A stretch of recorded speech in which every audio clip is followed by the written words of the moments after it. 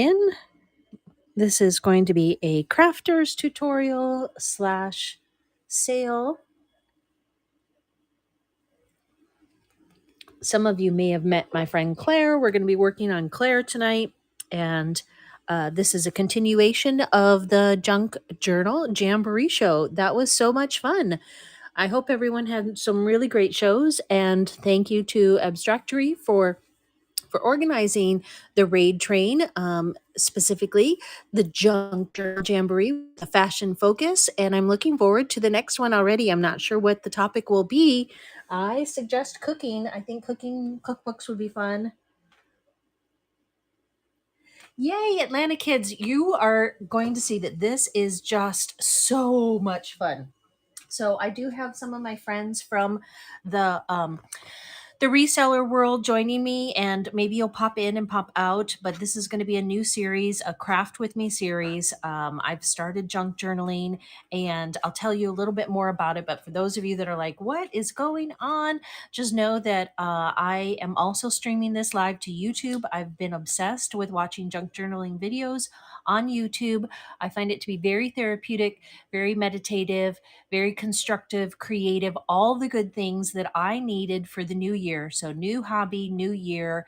And of course, my reseller mindset is, oh, maybe I can sell some of those things. Or if nothing else, I can at least teach people and make it available at a low cost so that they can get started too. But let's go ahead and open up the first junk journal that I've made that has all of the signatures in it. It's still a work in progress, but at the same time, I am willing to let go of Claire if anybody wants to take her home and start to embellish her themselves. So let me just do a quick introduction. I am Tara, this is Claire, and this is your introduction to the world of junk journaling. So one of the first things that you'll notice is there's this beautiful vintage lace.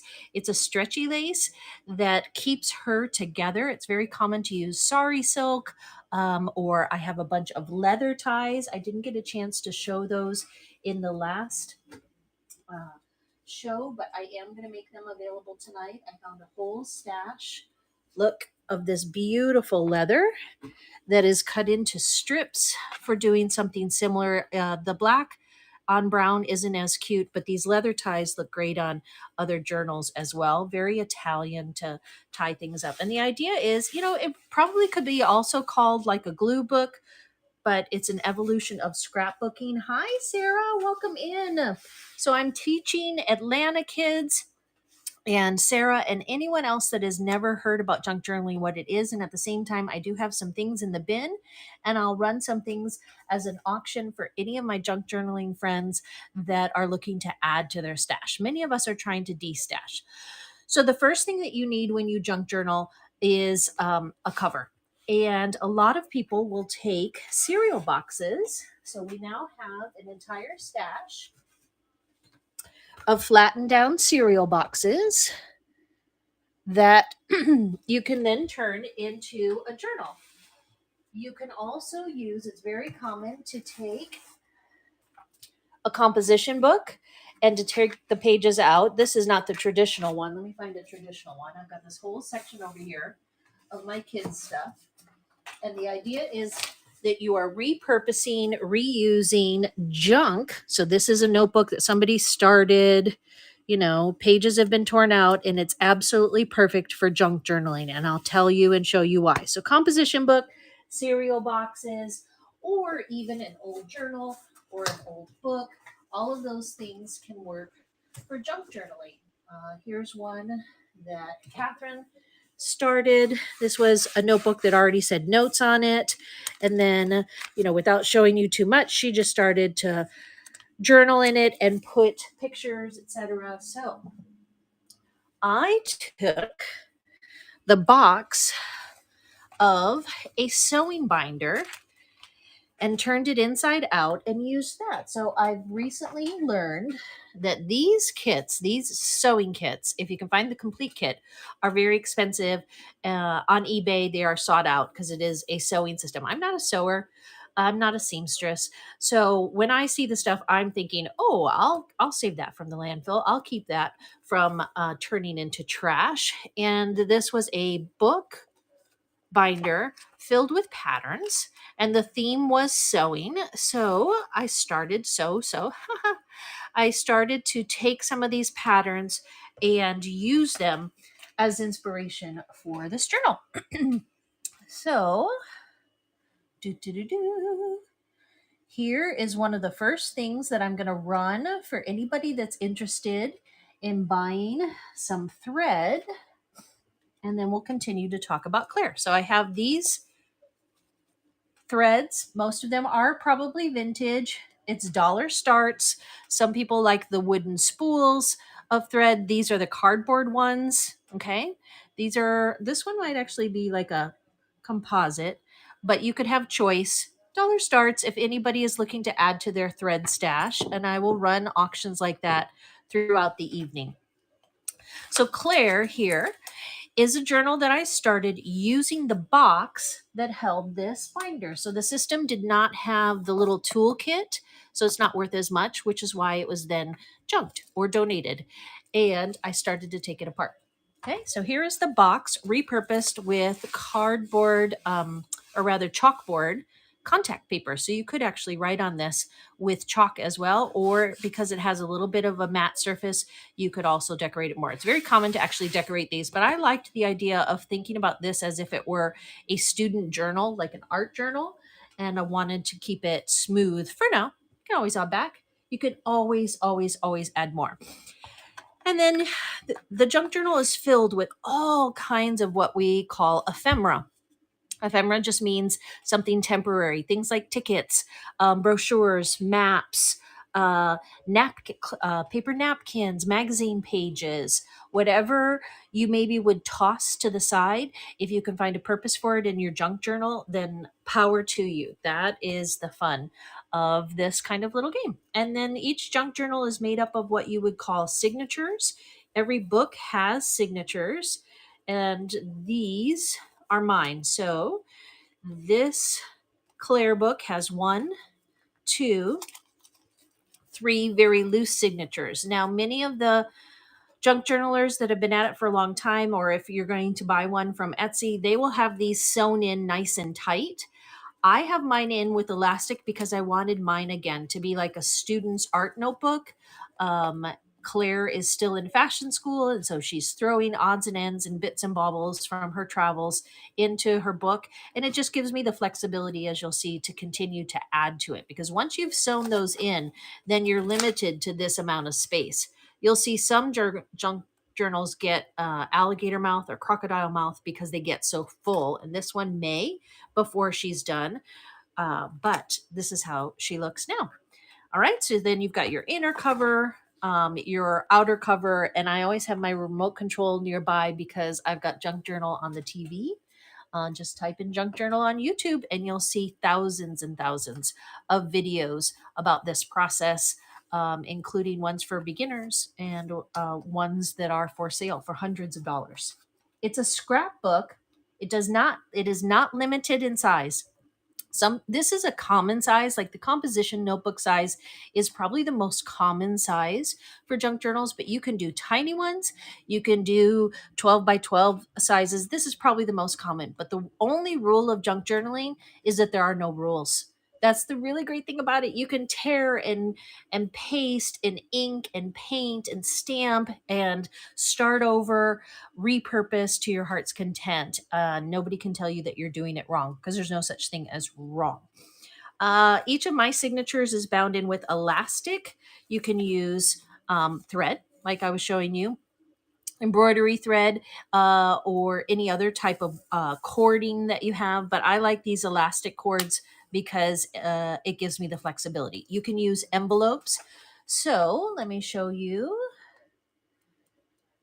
the next item up for bid is Claire's favorite papers. So if you wanted to do something similar, and again, I will run these throughout the night. We're going to get into lots of crafting, but this is the first step after you choose your cover is determining what size. And you see like an 8.5 by 11 sheet of paper when you fold it in half.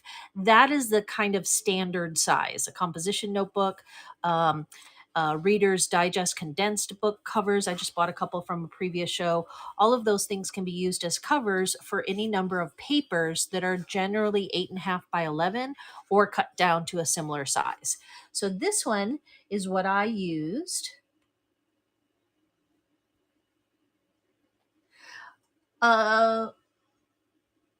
So at Atlanta Kids, a lot of people buy these. So for example, I have looked at them and there are so many that I've wanted to buy, but because they're hundreds of dollars, they're collector's pieces now. So it mostly most of the sales that are happening of junk journals are happening within the junk journaling community.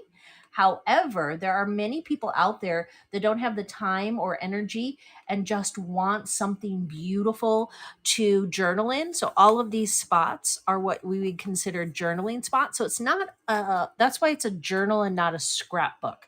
The idea is that you would then write on all those different pages. So if this is a sewing one, then it might appeal to somebody that is a sewer or once went to fashion school, or a younger person that dreams of going to, I mean, what little girl wouldn't love this as well? So some people do them that are Disney inspired, like Cinderella. Other people do Forest Fairy, traveler's notebooks. Again, there's no rules. So you're creating it for yourself. And if you want to then sell it, then you're considered like an artist that is selling them with that in mind. I'm not as interested in selling the completed product as I am in selling all the pieces, because as a former teacher, I have tons of stuff that junk journalers would love. And then as a former boutique owner, I've got all kinds of baubles and bits. So it's a once you go down the rabbit hole of learning about junk journaling, it's fascinating, and you see the world so much differently when everything can be thrown into a junk journal. Yeah. No problem. So keep asking those questions, because there's other people that are out there wondering the same thing, and or people that I'll refer to this video. This one is really more about having fun and explaining the process to many of my fans and customers that have no idea what I'm talking about and wonder where I've been. This is where I've been. I've been tearing papers and having fun putting together junk journals. And I'd be happy to send one to you to junk journal with your daughter, because I think you guys would enjoy it and love it. So actually have one right here that I might be able to send your way, that I was looking for a recipient. But this is what is up for auction right now. So it is 1, 2, 3, 4, 5, 6 of the patterns. I was selling these in sets of 12 earlier. So here are 6. It's a half set, double-sided from that system, a postcard, and then these are the pages that you would fold in half to create your signature. And you can add to these or you can take away from these. Collecting the papers is the fun part. It also can be a bit challenging if you're more of a minimalist and you throw everything away. You maybe don't have a good stockpile. I like to collect these things. So pink legal pad paper is a little bit harder to find. This is a vintage music book. Here's vintage graph paper. A lot of people use regular graph paper and then either tea dye it or coffee stain it, because the vintage look is what most people are drawn to. These are resume papers. Again, a lot of the resume papers come in what you would call like an antique linen. This one is blue gray resume paper, not current of today, but back in the 80s, 90s, this is what we printed our resumes on. And so now these are considered like vintage or vintage look papers. Tracing paper, watercolor paper, all of the paper pads that your kids have, tear a sheet off, fold it in half, and add it to a signature. And then any of the envelopes that you get in the mail, whether it's junk mail envelopes, or it's less common that we get these legal size envelopes, letter size envelopes, but those can be added as well. So that's the complete, plus a little feather for fun, the complete set of pages that you would need to make your first signature. Fold them in half, and you can, if you had one of those long staplers, you could staple down the side. Some people hole punch and put ribbons. Other people use AWL awls to properly book bind. But again, no rules. So those are the types of papers that I collected to create this signature. Exactly. So a music book. There you go. I forgot. Liddy, she sings and she plays the piano. So absolutely, you would love. So if you were to, I don't think very many people are selling their completed journals. Junk journalers, if any of you are in the room, I haven't seen anybody try to sell a journal yet in one of their shows. Everybody has been selling bits and pieces or tiny journals. I haven't seen any that had like 3 signatures with 10 sheets, or, let's say that'd be 10 times 2 is 20 times 3, 60 pages, because it's front and back is how you count the pages. So Aloha, the pictures, there's lots of different sources, but I got them from this that I sourced. Okay, so I found this at the bins. We were given the task of putting together sewing ephemera for the Junk Journal Jamboree. I normally would not be drawn to the vintage fashion as much. I was going to do butterflies and sentiments and nature. I tend to be drawn to the nature ones, but that's the great thing about the community, is that there are all these raid trains here and whatnot, but then journal prompts like Junk Journal January, and I think there's also one for July, where they encourage you to step outside of your normal thinking and approach things differently, seek and find. So I sought it out and I found this, and that's what started my Claire book. Okay, all of these. Well, which reminds me that I do still have a couple of these listed. I sold most of them, but if there's somebody here that would like some of the vintage sewing patterns, let's see. And I'm also getting used to this new setup of with the camera down. So Claire's favorite papers I did, and vintage sewing patterns. Actually, I don't have it in here. I'll have to go back and add it back. I'll do that a little bit later. Sorry. I sold out of them because I couldn't guarantee. But anyway, you look in your grandmother's old sewing closet because, or sewing basket. And then you'll also find, if you go thrifting, or if you don't even have to go thrifting, if you just go to your grandma's house or to your neighbor, your old neighbor, your elderly neighbor, you'll find all of these sewing patterns. And all of these sewing patterns usually cost 50 cents, maybe $1. And so from these sewing patterns, so for example, let me take this one. This is my small collection, but I found a source where I can get dozens of these. More of the modern, like 80s, 90s, and fewer of the truly vintage 60s, 70s. But here's one that's probably 80s, right? What do we think? McCall's. So junk journalers will use the outer pocket and often just keep it as is, and then you can use that to put things in. So you would glue it down this way and then maybe open the flap that way, and then you can use that as a pocket. I say that because so many of the junk journalers are from England, Scotland, Australia. I love listening to the videos. And then these used patterns, the tissue paper, the older, the browner, the better. If it's a newer one, they'll coffee stain it.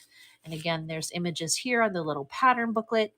You tear and paste and Mod Podge to your heart's content. Just let the creativity flow. Okay, so this is one that I do have a dozen of these or so. If somebody is like, there's no way I'm going to ask my mom for her old patterns, she will never let them go. I have a couple dozen of these. So let me actually only about a dozen, but I have access to so many more. So let me edit it to 12. I think I have 12. Atlanta, I took over the dining room table. We haven't had dinner at the table since before Christmas. We've been eating at the counter or eating at the island, and I'm okay with that. I turned 50 this year, so I'm kind of in my do what I want to do phase of life, if that makes sense. Some of you might be with me in that, this is what we're doing now. This is what we're doing now. So this vintage pattern is running, and this is one source of beautiful papers that you can use to start your junk journal. All right, so I'll set this one off to the side. The papers I already showed, and I will happily run again. Let's go ahead and walk through the first signature a little bit. I got a raid? Let me see. Oh, yay! GR Carter Designs, thank you so much, everybody. Let's do a giveaway. I want you guys to follow my new friend. I don't think I'm following you. Let me double check. Quick, click on the name, click view profile, and following you. Handmade beaded jewelry, craft supplies. She's got 3 shows coming up, guys. Lots of frogs and St. Patrick's Day, all things green. So please bookmark her shows and let's do a giveaway. Oh, yay! Tweet recommended. Well, thank you, Tweet. Everybody, please follow Tweet as well. All right, here we go. Let's do a sewing pattern giveaway. We were just talking about these sewing patterns. And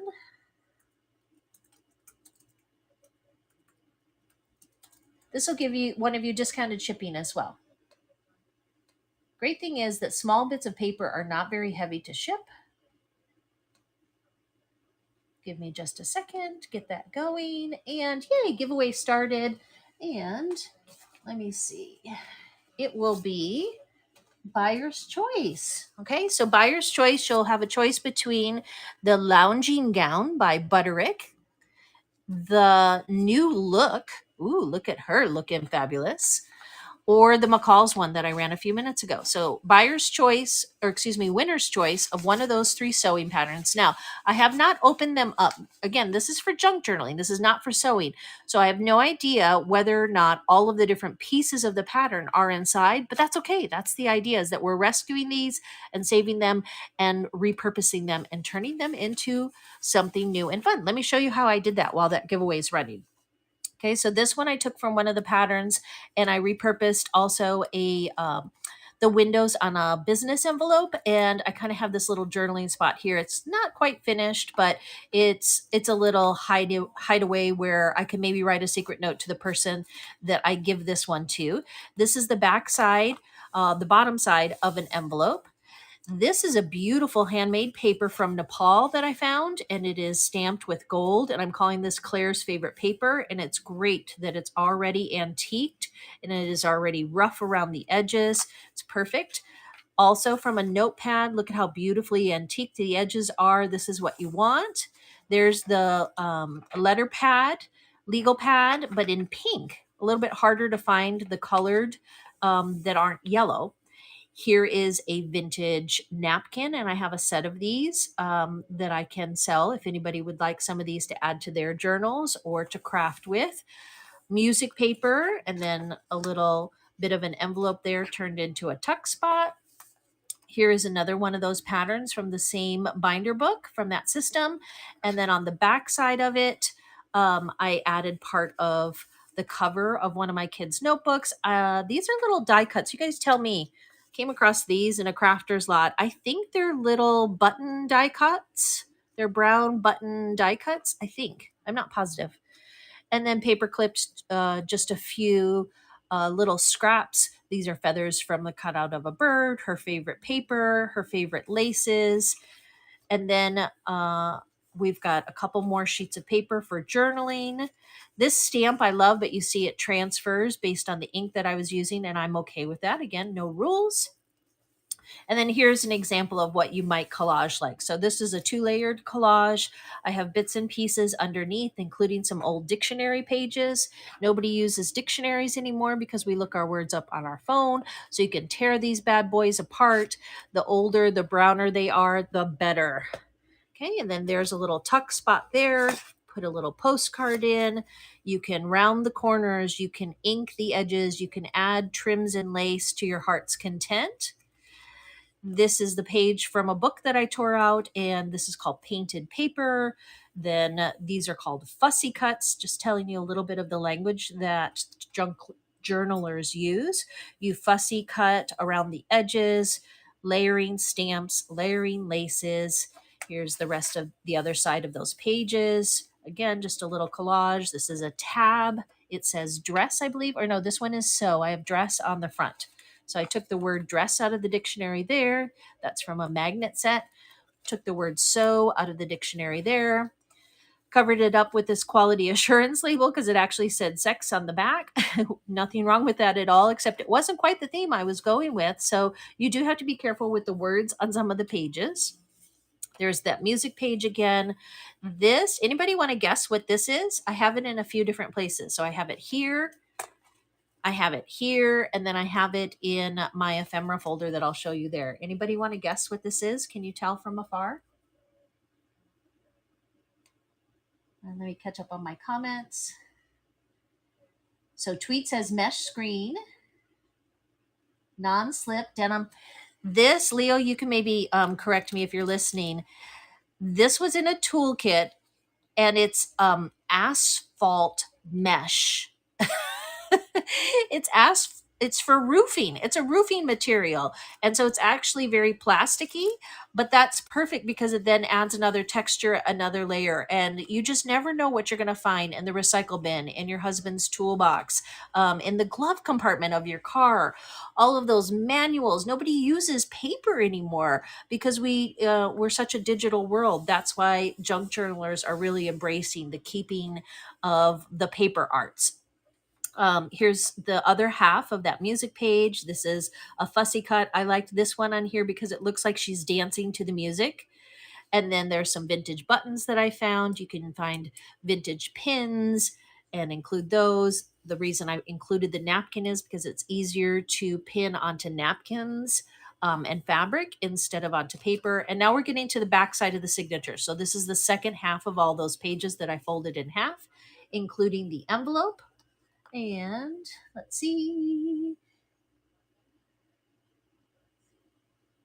Car manuals are worth good money. Oh, see, and that's so sometimes that is the one rule that I've learned, and I'm usually pretty good about it. But this one, when people were buying this up in my previous sale, and not the other things, as I looked it up afterwards, and this manual is worth money on the Bay as well, more so as the kit itself. But yeah, the entire manual was worth about $60 on the Bay before I started tearing it apart. But that's okay. You know, we live and we learn. So now I'll keep an eye out for it. No, you know what? I don't. Here's the thing. I don't say dang it. I say yes. Okay, now I know, because I would never have known if Abstractory hadn't given me the prompt that sewing was the topic for the jamboree. I would not have been looking for things to junk. I always grab vintage trims because I like them as they are for crafting for my kids. They're beautiful. But this is something I would not probably have picked up because it takes up so much space. And but junk journalers, and same thing with this paper. I grabbed this paper at one of the recycling stores that I go to. I'll tell you about them later. And I knew that it was beautiful, but then it actually, the one large piece that I have had a barcode on it. And so, again, I probably wouldn't have bought this piece of paper if I hadn't been thinking about junk journaling it, but it had a barcode. So I was able to scan that barcode and look it up. And today I learned about Lakota paper, I think it's called. Let's see. I have it in the...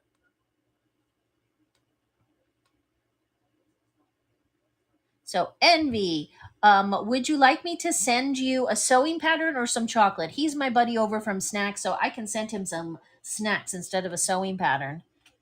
Tell me in the chat, Envy, if you want some chocolate or if you want a sewing pattern. And then whatever, then I'll send you some candy, bud. Unless you're going to get into junk journaling. You might enjoy junk journaling with some of the video game stuff, though. My friend Sean sells video games, but he likes to keep me company in all my other shows.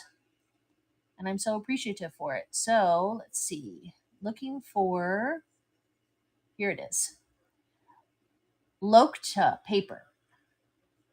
All right, if you want this beautiful piece of paper, now I'm probably going to have to quarter fold it to get it mailed to you, okay?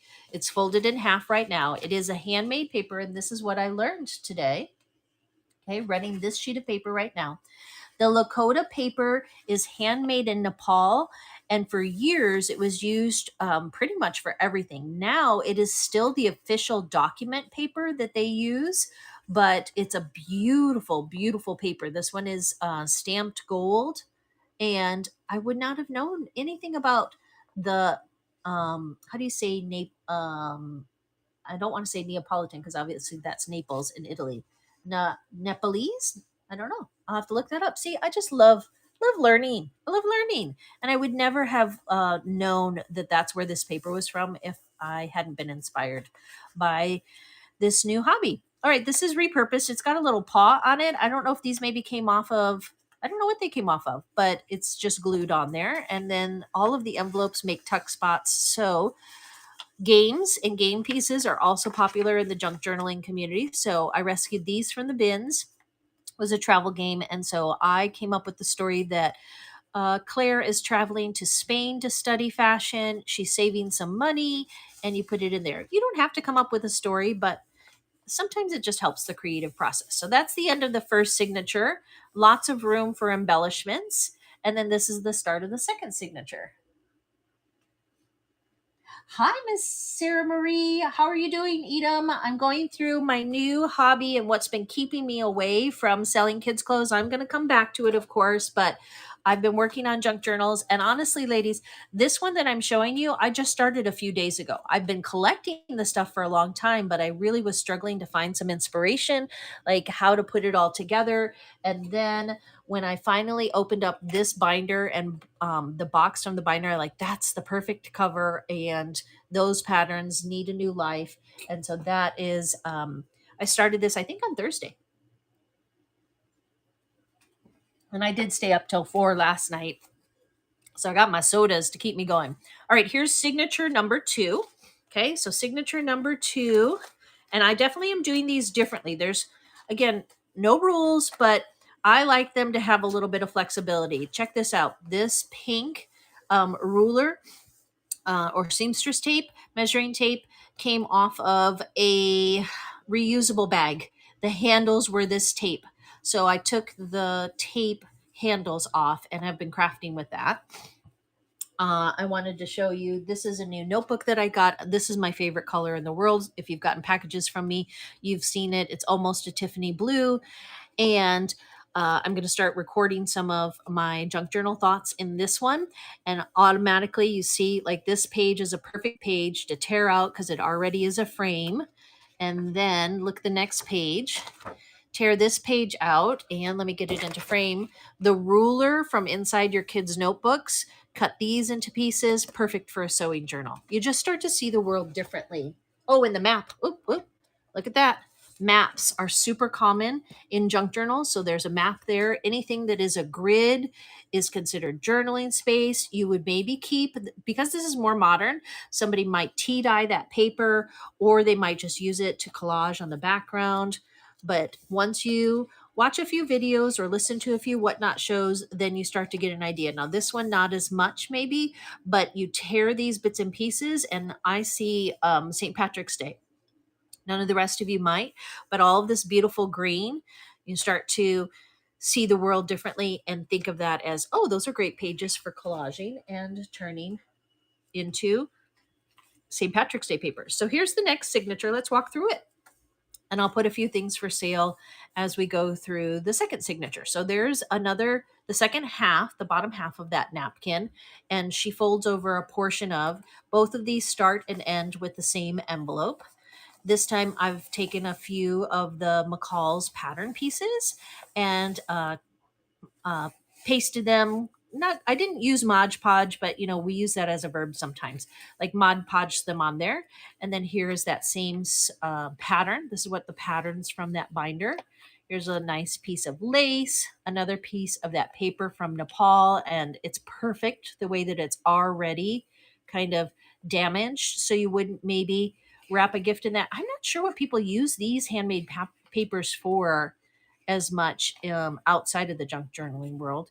Any paper that has texture or tooth, like these resume papers, is great for watercoloring or painting. I did include magazines, aren't as common because they're a more modern piece of paper, but I loved that this one had a list of all of these vintage brands, luxury brands. So even though it's not a vintage piece of paper, it has a hidden, what you might consider journaling spot underneath.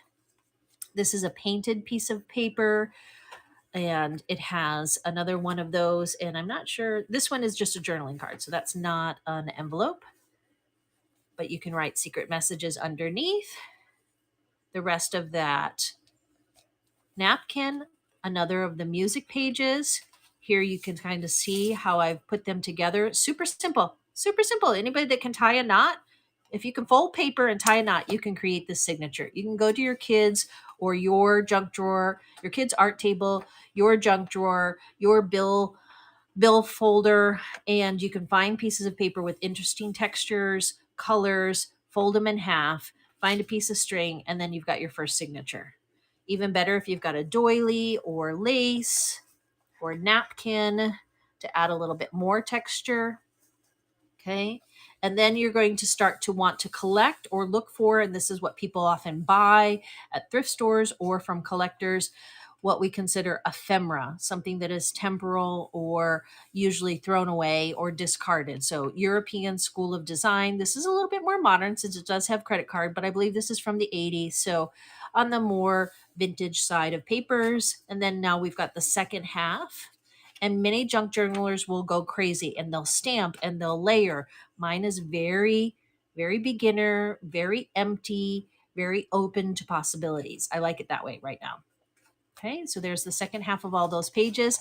Graciela, if you're still here, you might recognize this. Let me catch up with the chat a little bit.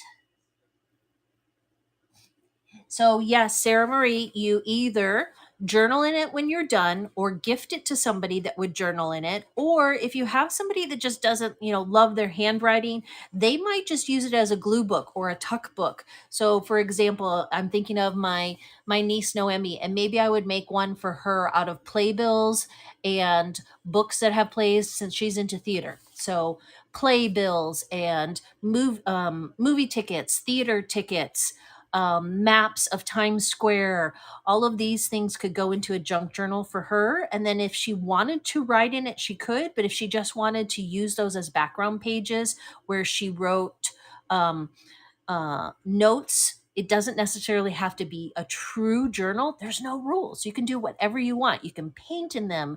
You can glue in them. You can just flip through them and enjoy the pages. That's what I'm doing right now. I'm enjoying this as it is. I may never write a thing in it. This may stay on my shelf forever, and I may just go back to it. I showed it to Catherine earlier, and it was time for us to just sit and talk and flip through something together. This is what I thought looked like maybe one of Claire's first receipts for her workshop, but it's actually from my father-in-law's desk. He was a contractor. So old receipts, old ledgers, people love those things. And then again, keeping with the theme, this time she's saving money to go to Italy, some play money, a play card, and check it out inside. I made one of those into a little envelope, and we've got some vintage flashcards that are Italian vocabulary. Now, ideally, they'd all be about travel and sewing. I just grabbed the first 5 that made sense, but there's one, wearing apparel, and the words for it in Italian.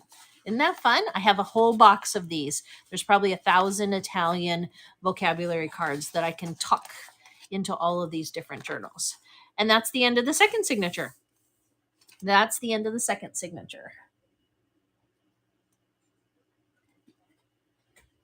Double pocket embellished paper crafting. So yes, let's see, the soulful leopard, let me make sure I'm following you, but I finally I pay my bills online when I can. When there's funds to pay the bills, I pay the bills online. So all of the bills piled up. And what do you see here? This looks like a big old box of bills, right? This is no longer a box of bills. I have taken all of the bills out of these, and these are now the envelopes that can be used for crafting. I used only one. It's much harder. You have to be a little bit more experienced to take these and turn them into beauties. There's a lot of videos on it, and it sounds like the Soulful Leopard has a technique that I need to watch and follow. But yeah, this is all paper that we can craft with now, guys. There's not a single bill to be found in here anymore. All of this is just paper for crafting. All of it, all of it, all of it. And then all of those cards that you've gotten, I mean, I can keep my birthday cards and look through them, but I also can cut them up and now turn them. Look, there's an edge there, there's an edge there, there's a fussy cut butterfly there. Here's a sentiment that can be cut out. All of this can be turned into junk journal goodness. So if I have junk journal friends, exactly, much better than just bills. Um, um, Type me if you make junk journals and you're on Whatnot and you have shows so that we can follow one another. I'm still learning. Maria's Miscellany is my favorite. She introduced me to some of these different things. She was the first person that I bought from on Whatnot and got me started in the idea of being able to maybe sell some of this stuff. And So, Sarah, today and yesterday we had 60 sellers. It started on Friday, Saturday, Sunday. 60 sellers were having junk journal shows. So if you type junk journal into your search engine now, you'll see that every day there's at least one person doing a junk journal show. Now, what most people are not doing, and where I like to be different, is that there aren't as many people that are doing what you call a flip through. Those are more common on YouTube. But I'm simulcasting to YouTube right now. And so this one will be there for anybody that wants to go back and watch it, as well as any of my other shows.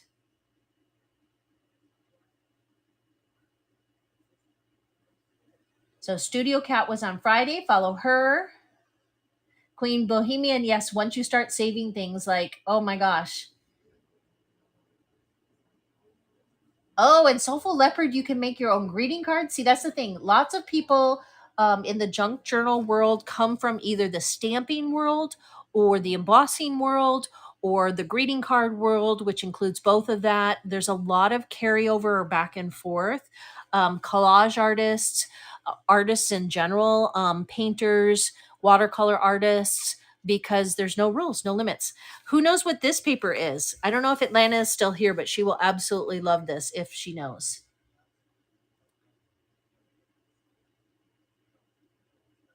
Yes, Sarah Marie. So I've started to collect all things Cinderella, all things Little Mermaid. So that will be, me, I like all of the kids stuff. So I probably, after this one, will switch to doing some kids ones.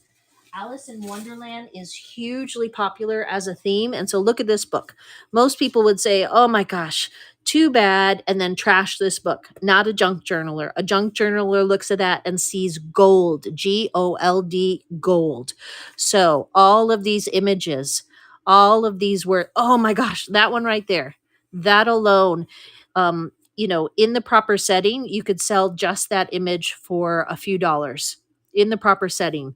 I haven't started to take this one apart. Oh my gosh, look at that, you guys. Junk journalers, tell my friends that have no idea how much these pages might be worth. These are, and then this one looks like it's a double book. This one looks like it might be a double book. So I did pay up for this one. It looks like it was $7.99. I probably paid half. I bet you I paid $4 for this. I'm surprised that they were even selling it, but somebody knew what they had. It's wet, but that's okay. It crinkles the pages. So it's Peter Pan on the other side. Oh my goodness. Tinkerbell up there. So this one is not for sale yet. I have to do my research a little bit. But these are gold. So I went to my mother-in-law's house and I grabbed a few of the old books. I haven't been home yet. It's a reason for me to go home. My mom's going to be like, yeah, I have all those books. Here are a couple from either my mother-in-law's house or from the local thrift store. This one is from the local thrift store, it looks like. But then, yes, you buy it. If you want to buy a kit, you can buy a Bambi kit, which will include the artist, the junk journal. This is a newer one, bend in from Target probably, or dollar store. But these images, you cut them out or you take it apart and then start to journal on the pages. That's the fun. That's the idea. That's the idea. I've got Snow White. I've got a whole box over there of kids ones. But exactly, a new outlook in Atlanta. My challenge, here's my challenge to myself. I haven't done it yet, but I started taking them apart. board books that kids have chewed on or that puppies have chewed on. They love a good board book, right? And some people will still, like, every now and then I'll put them in a little free library or something if they're not too bad. But once they've gotten like just chewed to pieces, there's not much you can do with them. Well, that's my challenge. I want to try and repurpose board books that have been chewed to pieces. And I think I can do it because I've seen people use, get this, jigsaw puzzle pieces, not the little ones, but the big ones. All those floor puzzles that we have that are missing one or two pieces, gold again. Junk journalers love jigsaw pieces. So I have so much of what junk journalers love. I just have to continue to present myself in the community and get my listings in order, both here and perhaps on other platforms. And I know that I will have fun sourcing and listing what I already have. So Atlanta, Amanda, does anybody else in the chat recognize what this kind of paper is? Embellished puzzle pieces, exactly. Yes, exactly. Move the show over to crafting. You could even title it, "Can you craft with this?" with a question mark, and and just put a couple of the junk journal hashtags and stuff, and you might get some people pop in and say, "Yeah, I can craft with that." Playing cards are huge, but yes, this is a roll from a player piano, and I found a couple of them. They are generally hard to find, but then I found a place that has a couple dozen of them, so I can go back and get more. I hate to cut into them; it pains me a little bit, just because they're so beautiful as they are in the box. But this is from a player piano. They are pretty thin too. So this is the first page that I've put into a junk journal from a player piano. And I did have to fold it a little bit, but you see it creates and I taped it, it creates a little envelope there where you can start to put bookmarks or journal pages. Let's see. So here is the first journaling card that I have. I have not made as many of these as I'd like, and it looks like I still need to. Here, this is supposed to be a how-to. So let me show you how to make one of these before we go through the third signature. These are some really fun stamps that I found. So I bought a whole box of these brand new fashion stamps. So let me go ahead and run one of these and talk you through all the different things that you can do with these stamps. So here's the first one. I'm going to lower the price down to $1. Okay, so here's the first one. This one, that one has a name. This one doesn't. So it says, has number 1 on and I only needed one of these. So I took one. It's out of reach. Oh, there it is.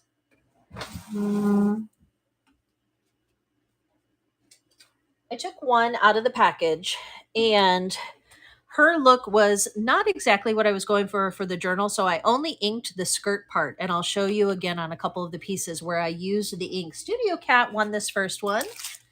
Thank you very much. And now, Studio Cat, let me show you what I did. Find my Post-it note.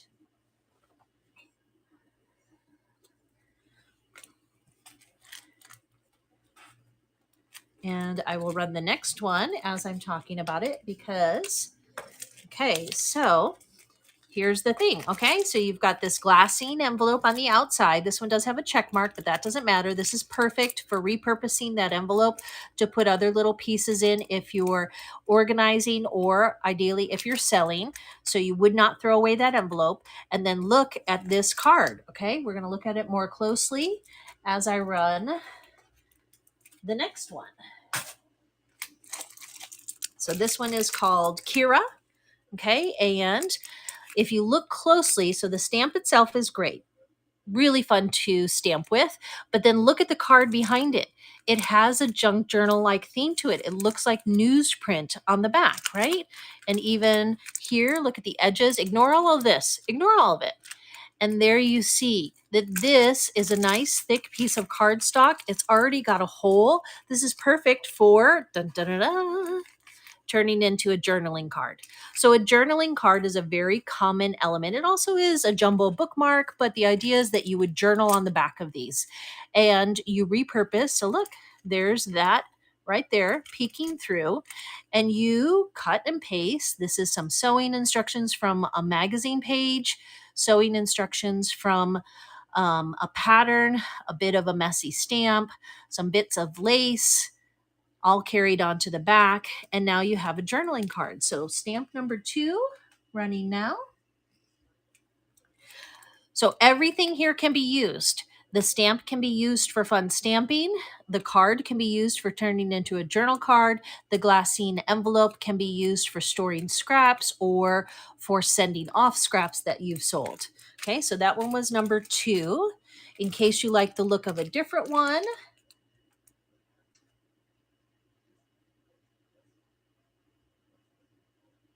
right. So Soulful Leopard said she wasn't sure what to do with it, but you don't necessarily have to use the whole stamp. If you just ink the middle, I used it as a skirt. Let me show you how. So I made the journaling card, and I was going to show you how to round the corners. I'll do that again in a second. Got more than one. Oops, let me change the price. Okay, so we're running Candy now. Candy is running next, and while Candy's running, let me show you what I did with that stamp. Find the page right here. See? It's just barely there. This does not look like that, right? But it is. That's what it is. I just only inked this part, and it's actually on the back side of this so that it comes through. And there's another page too that I have the same ink because it actually was such a thick ink. This is an ink pad. I don't dare show it to you right now because it's an ink pad that's falling apart. Cindy won that one. So an ink pad that's falling apart. You think that it's trash. My kids were like, because it was falling all over their hands. Have you ever had an ink pad go gooey on you? Like ooey gooey sludgy? This ink pad did, and it's perfect. Because then when you ink with it, it gives you this really messy, grungy look. That's why, unfortunately, it is transferring a little bit. So I do have to be a little bit more patient with dry time. But I like that it looks like the vintage pens when I ink with that terrible ink pad. It is the grossest, most falling apart ink pad that gives me the most perfect stamps. So this one was number 2. All right, so let's see what else I have in that pile. This one looks similar.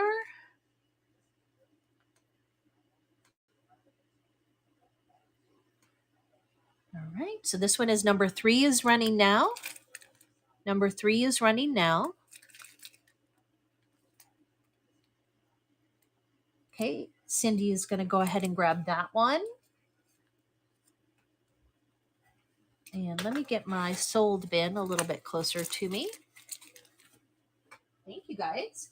This helps to fund my habit. I've got one. These are the others that I have. I've got 1, 2, 3 more. And I may or may not, if you guys like these, I may be able to go back and get more of these as well. All right, so that one was number 3. Great way to get some discounted shipping moving forward. And again, here's number 4.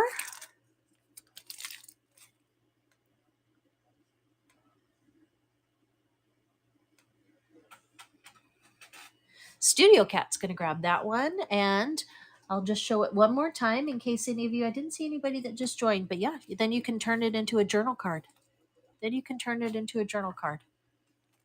This one actually has a window, so they're different. Oh, this one's fun.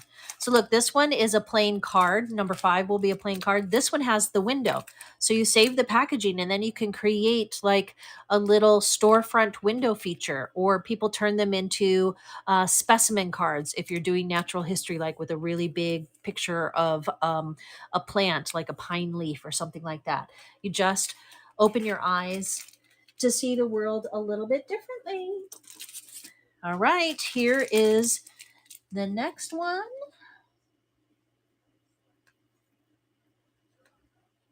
And I have some traditional rubber stamps too. Those will be the $2 stamps. So this one is running now.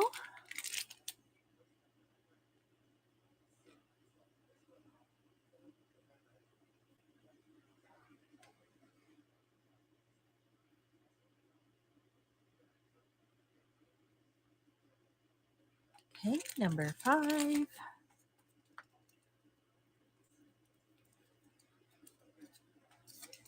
Thank you, Cindy. This one, the package is just a little bit torn, but still good. Still good. Okay. And then here is the beauty.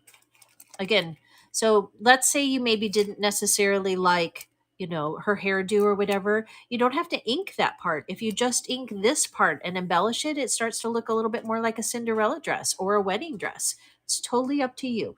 Get creative. Get creative. All right. And then this is the last one of this series that I have today. I may be able to get some more of them. You're welcome. I love sharing these ideas. I love getting the ideas. I actually have, like I said, YouTube on in the background because I don't like to create in silence. I do like to have, and I love their accents when my favorite is the Scottish accent. It cracks me up. All right. So there's a beautiful one, number 6. Okay. And all right, we're going to go through a little bit more of the last signature, and then I will add the patterns back in. So I think I was showing you that this is the piano roll paper. There's the envelope again. This one actually came out of a clip art book. It was a clip art book of borders. So I like the graphic nature of that one. Here is a pocket made out of an old spiral notebook on top of this thicker cardstock. Here's another one of those patterns. If you want, here's a little tip. So let's say you have a page that is smaller. Sometimes if you take the book apart carefully, you can keep the 2 pages together, but other times you can tape them. Okay, and that's what I did. I taped 2 pages together, and if you do it at the seam in a way that it's kind of hidden, it looks like one longer page. Added a little bit of that stretchy lace that's on the front, added a button. Lots of people sew the edges of their pages, obviously sew their buttons on. I just did glue for now.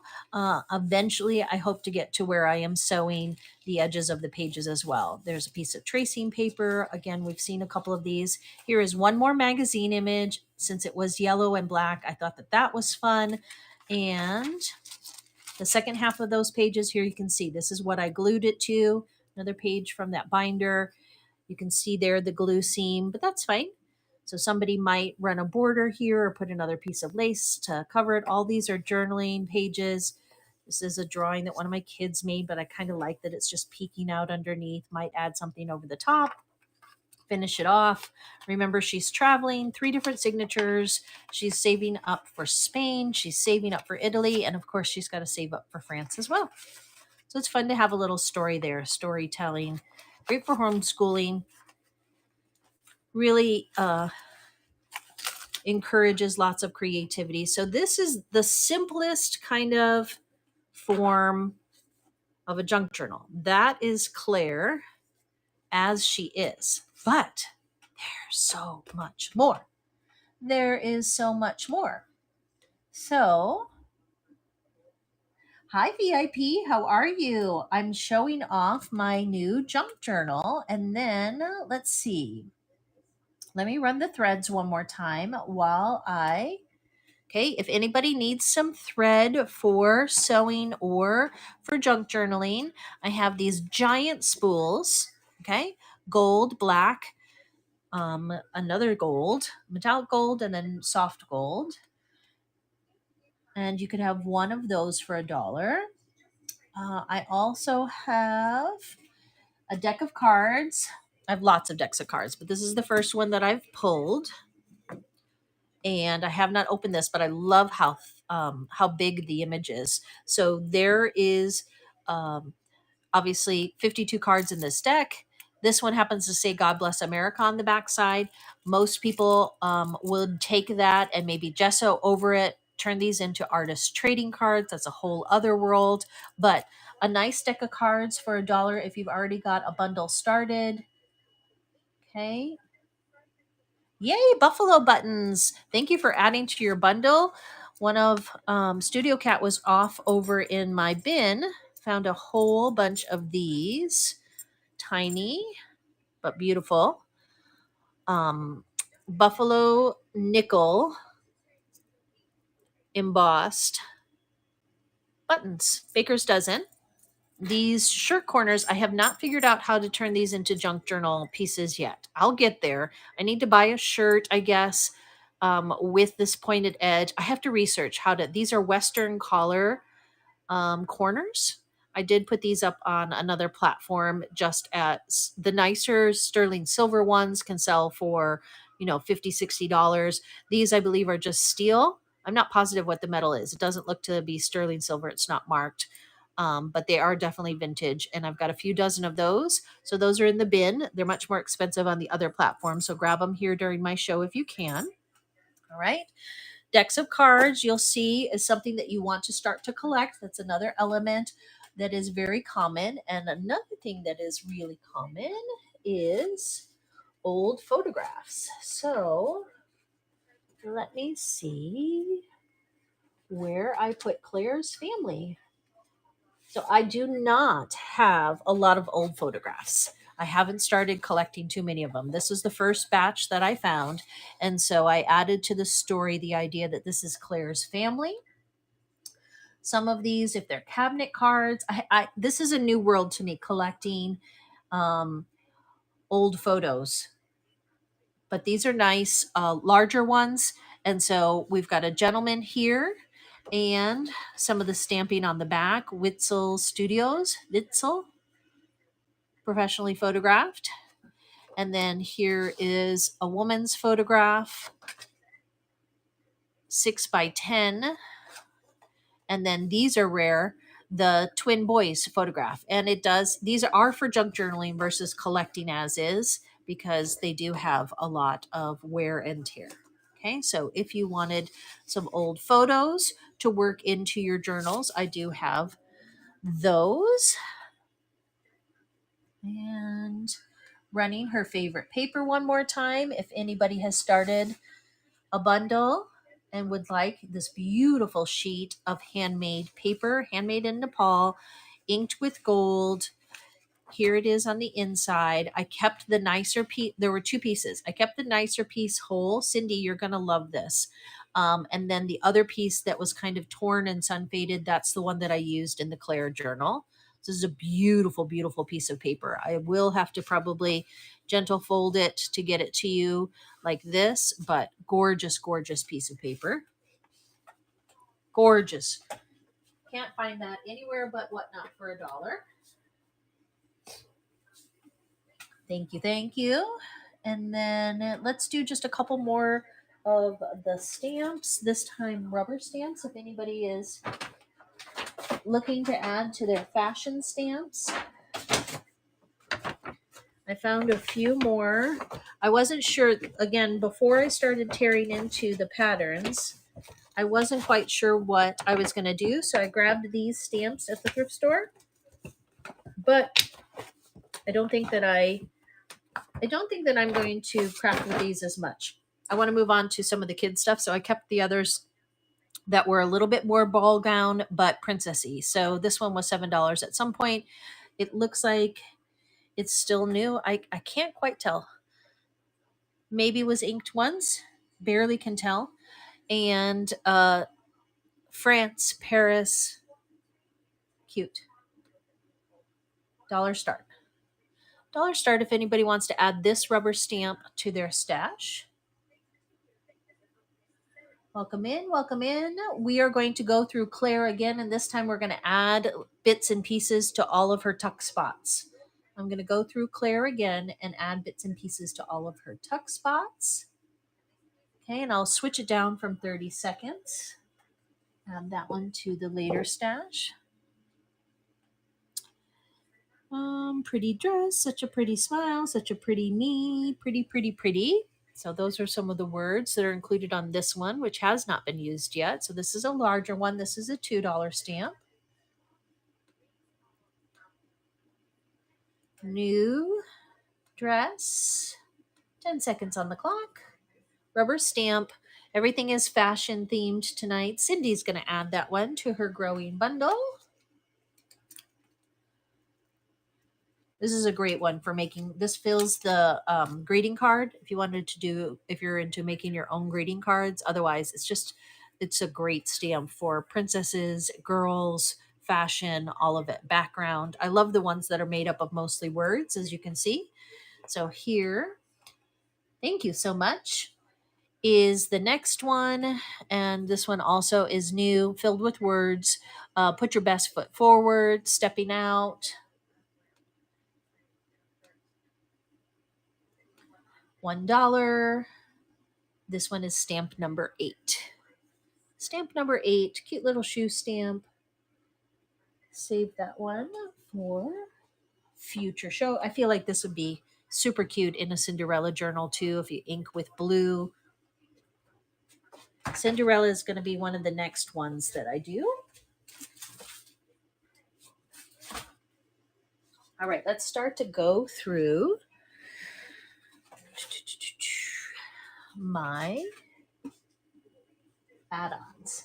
Hey Leo, would you mind bringing me that other soda? Thank you. All right, so we're going to open Claire back up, and in the meantime, if anybody wants to add a pattern, here's the first pattern. Let's see.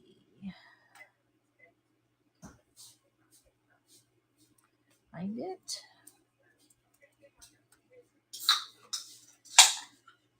Why, thank you. And would you shut this one off just because that sound is a little loud?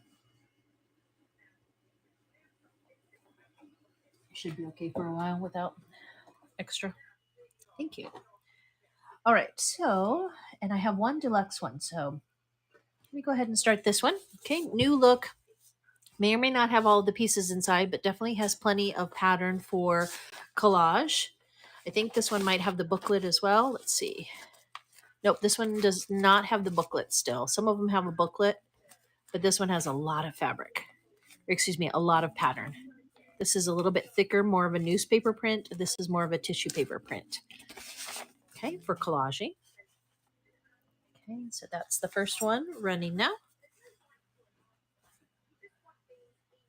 Yes, Queen to be. I was on earlier today. I just did a quick flip through of Claire, and since it was only 30 minutes, I quick made an extension show. I was like, I have so much more to show. I've been buying and collecting things that are for the sewing theme since Abby announced it, and I really had fun with it. I was disappointed at first. I was like, oh no, sewing, I don't have anything.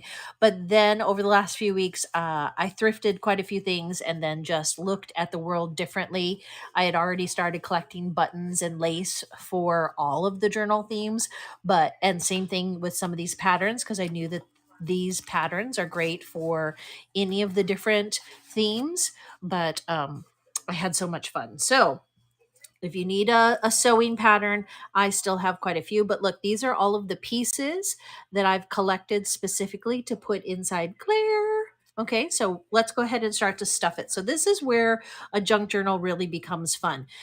Either you can collect all of these things and stuff it yourself for a journal to keep. Lots of people keep their journals, they don't necessarily sell them. And that is really, besides making the signatures, the next fun part is collecting ephemera, creating ephemera to put inside it. Ephemera means temporary, like ephemeral. It's a good crossword puzzle word. If you haven't met Claire yet, let me reintroduce you quickly. She is my fashion junk journal that I started creating earlier this week. She has a chalkboard contact paper cover. I like her neat and simple and clean. I'm pushing some of these bubbles out. It feels a little bit like a moleskin cover to me, so I think I'm going to leave it that way. And then I think I'm probably most proud of repurposing this old vintage packaging. So sometimes when we buy vintage sewing notions, they have this really yellowed, crusty plastic. And, most people will toss it. But because this had a really nice edge where it met the cardboard, I was able to glue it on there and it's nice and secure. And it's the perfect tuck spot for little tickets and odds and ends. And the first thing that I'm going to add to Claire is this. I wanted to show you how easy it is to add pages to your sewing journal. So you can either add it here inside the signature, or because I've created one that allows for you to lift and stretch the elastic, I'm going to show you how I feed this. Okay, pretending that this is Claire's favorite pattern that she wants to keep in her artist notebook, and just slide it right under. Okay, so this could be a piece of scrapbook paper. This could be a piece of coloring paper from a fashion book. It could be a magazine page. Anything that is about that size, you can just slide right underneath. So I've added a sewing page. And I, maybe we'll take that apart and collage with it later, but that's how easy it is when you use elastic and you don't fix your signatures in, you can add them. So same thing. I found this pile of sample fabrics, added a little button to this crocheted piece. This is as is. I don't know how to crochet. This is actually a machine sample, I think, but it is absolutely lovely and it can go wherever I want it to go because I can just pull it under. You can do this with any doily, napkin, fabric sample, and add it in there. Since this is a sewing notebook, I probably should have done it where the buttons are over here on the front. And whoever is gifted or purchases this journal can play with it in the same way. Get them off those devices. I'm all about the kiddos and teaching them. My daughter and I have spent more time together in the last 4 weeks sitting side by side crafting than we've probably spent crafting in the last 3-4 years, because she often goes and does it downstairs on her own. She makes jewelry, and sometimes she'll go outside and paint, but we've been sitting side by side junk journaling every night for the past few weeks, and I absolutely love it. So there you go, added that. And then I have all of the places that she's already been. Remember, she's saving up for Spain, but she's been to London, Copenhagen, Madrid. These are all game pieces that came out of the bins. So I'm going to tuck those down in there as well. This is a piece of ephemera, European School of Design, and I could, cut this up and add it to pages, but I kind of like it as is. Again, goes with the theme. So I'm going to find a spot, and I think I've already wrapped the first signature. I have something around the second signature. Oh, and I did want to protect that piano paper, so I'm going to feed this one under the third signature. And it can come out, and it's just perfect the way that it is. Just perfect. Like that. Okay. Or actually, I think I like it like that. Like it like that. And you can keep moving things around. Isn't that fun? The more paper clips you have, the better. I'm missing my paper clips, so for right now, I'm just going to kind of do this. But this one I was going to paperclip right here. I will do that later. This is from a book of poetry, but I like that it's black. I like that it's torn. I was going to show you how to. The only thing that you run out of is space. There's always time. There's never enough space. Never enough space. So this is a punch board for making envelopes that I thrifted a long, long time ago. It's been sitting in our craft pile for years. I always grab things like this for the kiddos, and I hadn't looked into how to use it, but it's got a nice corner rounding feature. But Lucas, who is 7, has been enjoying making envelopes with this board. I'm gonna feature him in a show because he wants to sell some of his envelopes. I told him not this show, maybe another one. So I'm gonna add this little piece of paper as is. You can add more to it. to that little spot. Move Claire off to the side here and put the finishing touch on the journaling card. Remember, this journaling card came from the packaging of those stamps. Okay, so underneath all of this is like a barcode and very modern printing and writing, but you use a good glue stick, and there you go, rounding the corners. One of the other techniques that I have not perfected yet, but that is super common in the junk journaling world, since this is a little bit of a how-to, and I'm open to tips and suggestions. I'm trying not to buy stuff, guys. I'm trying not to buy too much, but there are a few things that you feel like you just have to have, and one of them is the distress ink. But I will tell you, I managed to get this tiny one for $1. This one was open, and then I managed to get a big one for a couple dollars. They are a little bit more expensive in the other world. Ooh, I haven't played with the green one yet, but we will. We will. And while I'm playing, how about if we do another stamp set? Who needs more stamps? $2 set, brand new. Okay, flowers, butterfly, looks like some words. Just Cause I Like You, 2006 Stampin' Up set, running this one for $2 while I look for my bigger ink.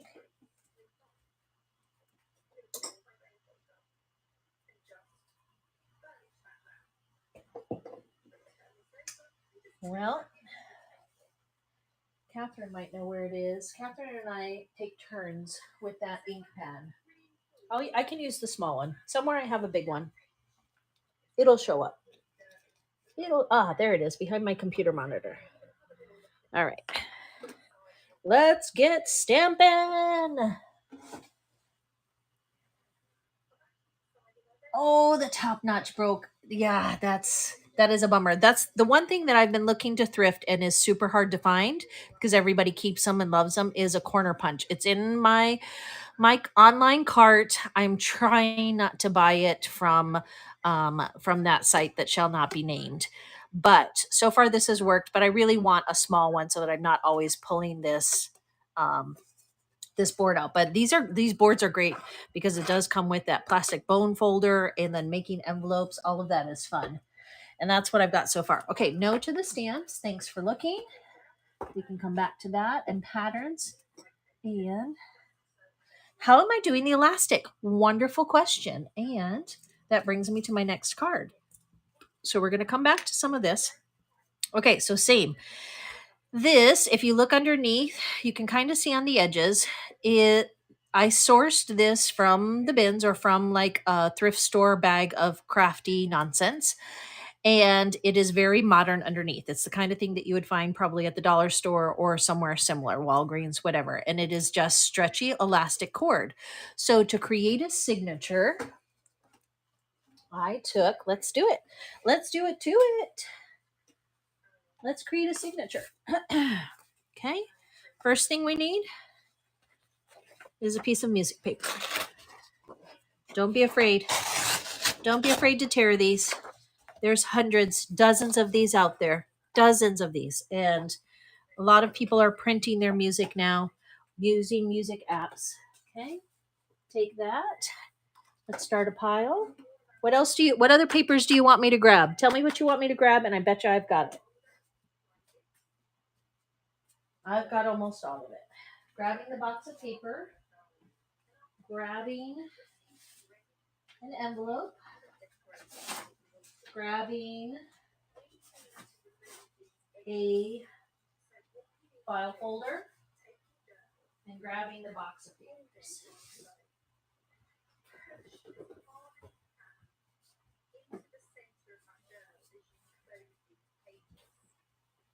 Let's make a signature.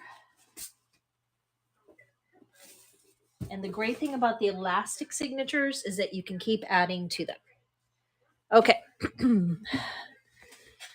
So I'm probably not going to use this one right now because I have to cut them on the paper cutter. I have a guillotine over there, but I could. If anybody wants me to add that, I could.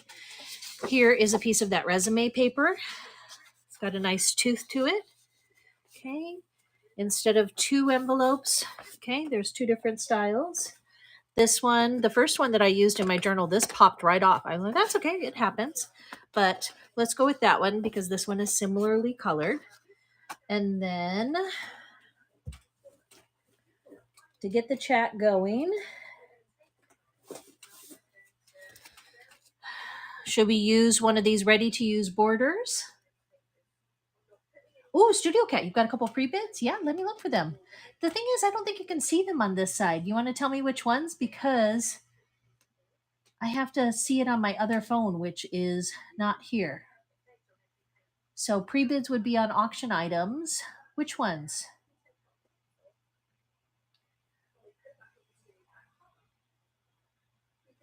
Studio Cat, what would you like me to run? Okay, so these I think are photocopy papers. The teacher probably used these.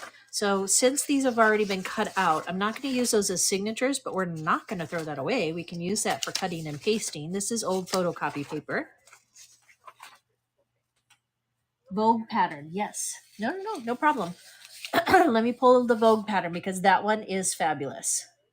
And Whatnot still hasn't gotten it to where we can see pre-bids. You guys can see them, but we cannot see them. Actually, I take it back. I can see it.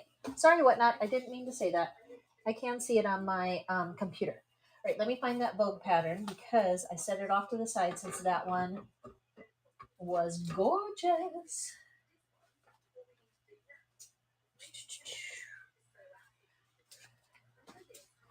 It's here somewhere. Oh, it's in my pile of things that I photographed. That makes sense. Okay, here it is. So I cannot say whether or not this pattern matches. My skill set is not such that it matches, but this is the one that came inside this folder, and then this does match. So my guess is yes. My guess is yes, but if you're buying it to know for sure, that's why it's only $1. That's why it's $1. This one is gorgeous, gorgeous.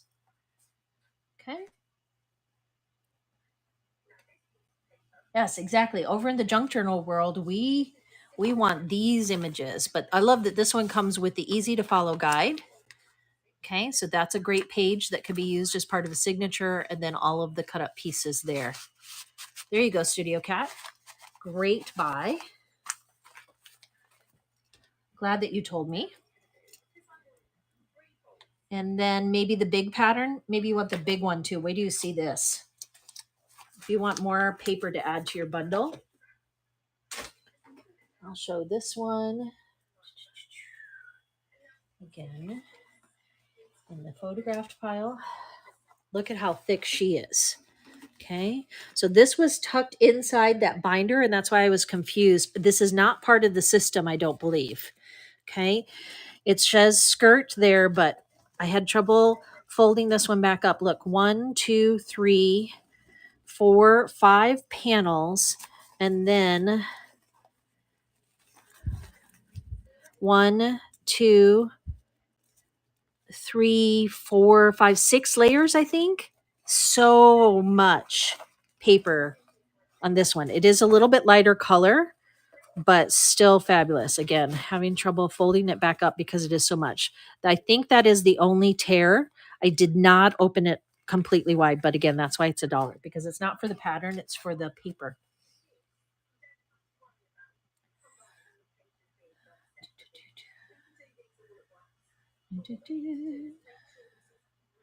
Where is this one?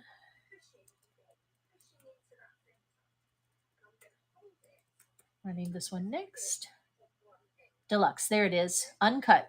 Okay, so it does have that one small tear, but it's huge. There's so much tissue paper here with this one.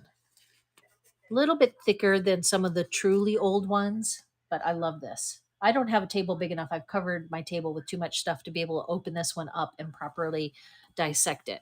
But Studio Cat will. Isn't that one great? Deluxe, right?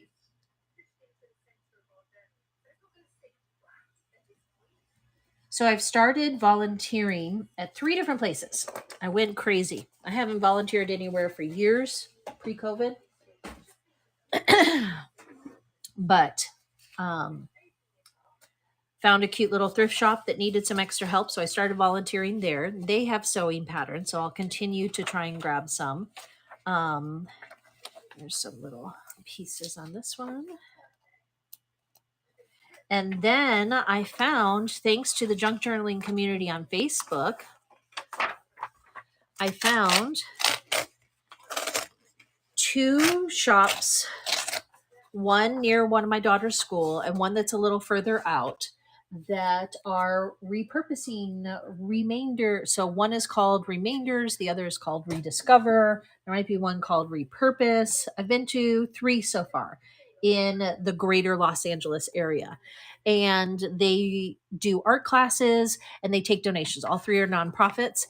And so people, let's say I say, okay, I'm done with this. My family is tired of me scrapbooking, junk journaling. I'm not going to do rubber stamping anymore. Here, take it. And people donate their crafts, donate their projects, donate things to be reused, wood scraps, fabric, etc. So I am now volunteering at 2 of the 3 that I've found on a weekly basis, which means that I now have an endless source of heavily discounted, next to nothing junk for journaling.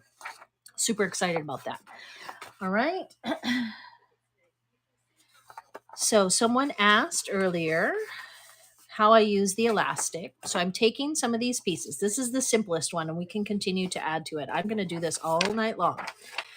Okay, so you grab up your pieces of paper and you kind of look at them and decide, all right, what order do I think I want these to go in? And what else do I want to add? And you head to the office and grab some paper pads. This one is an old graph paper. I haven't used this yet. Ooh, and that one's perforated. Perforated is perfection. Makes it easier to pull off because the other graph paper pad that I had from my kiddos didn't tear as easily, and it's this crisp white. But we can add one of those in to the mix so that you see. So this is a more current, modern graph paper, and you see it was stapled there, so it didn't tear out as easily, but this one is very heavy on the squares. This signature.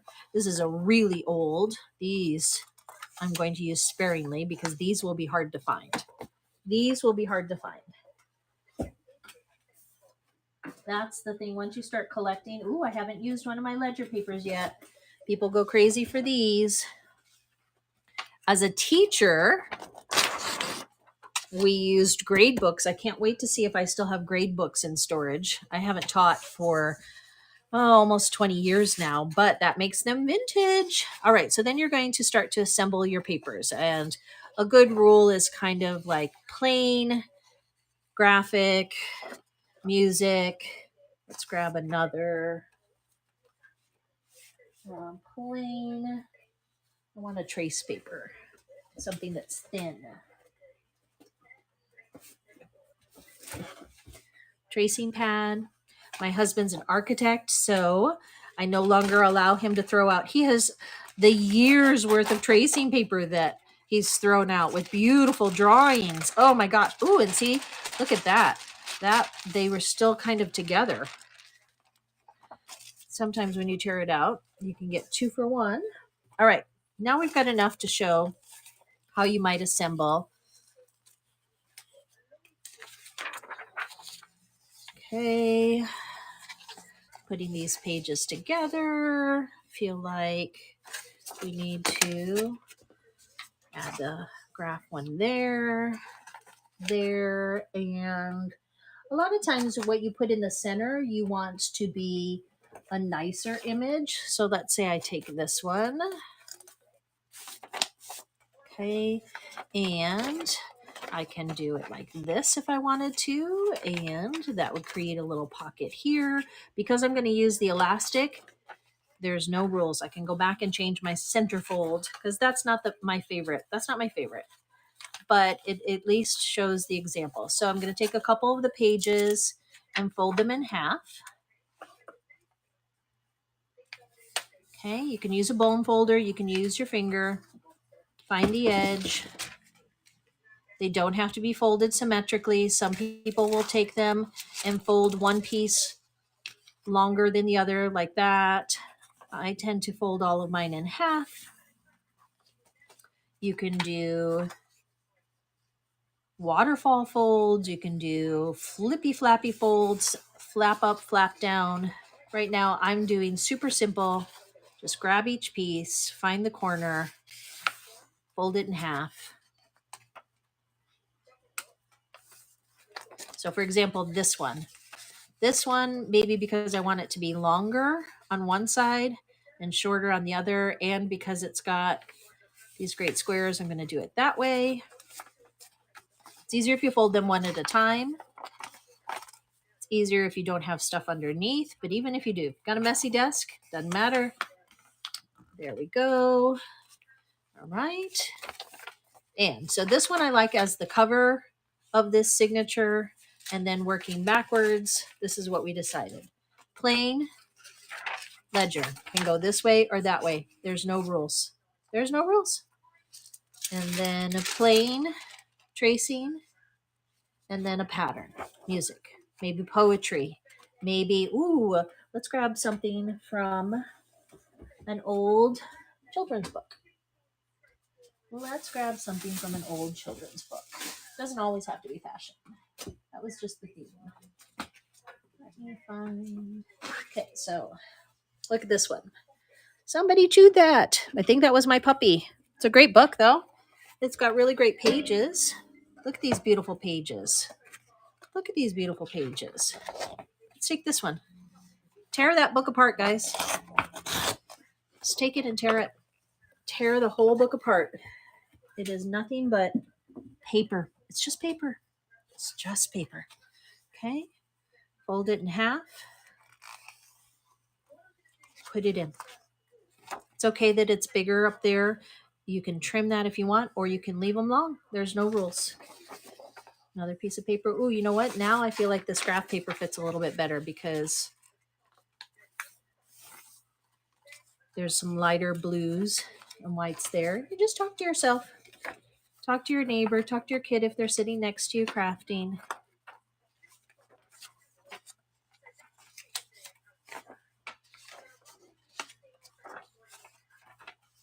Turn that one upside down. Got a lot more graphic pages than I'd like. I need some more print. So maybe a dictionary page. I can add to it later.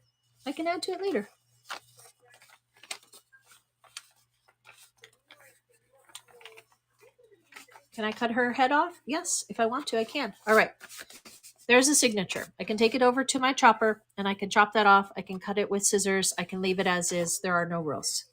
If you've got some elastic, any kind of elastic will do you. I've got stretchy lace elastic. We can do it with lace. We can do it with this. This is what I used for Claire.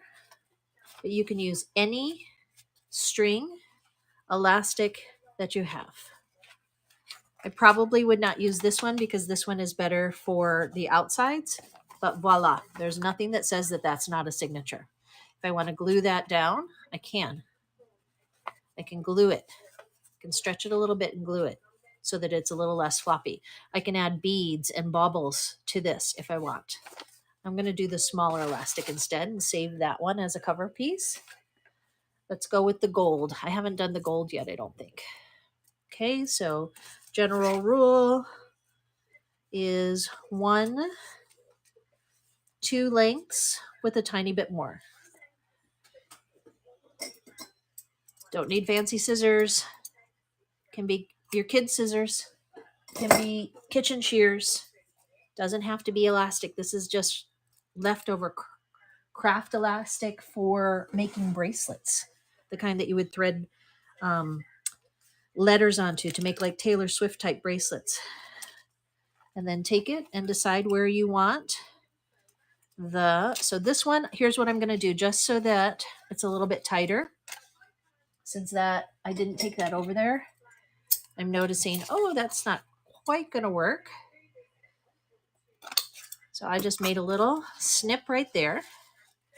And I'll decide later whether I want to fold those, cut those, what I want to do. But I didn't want them to get in the way.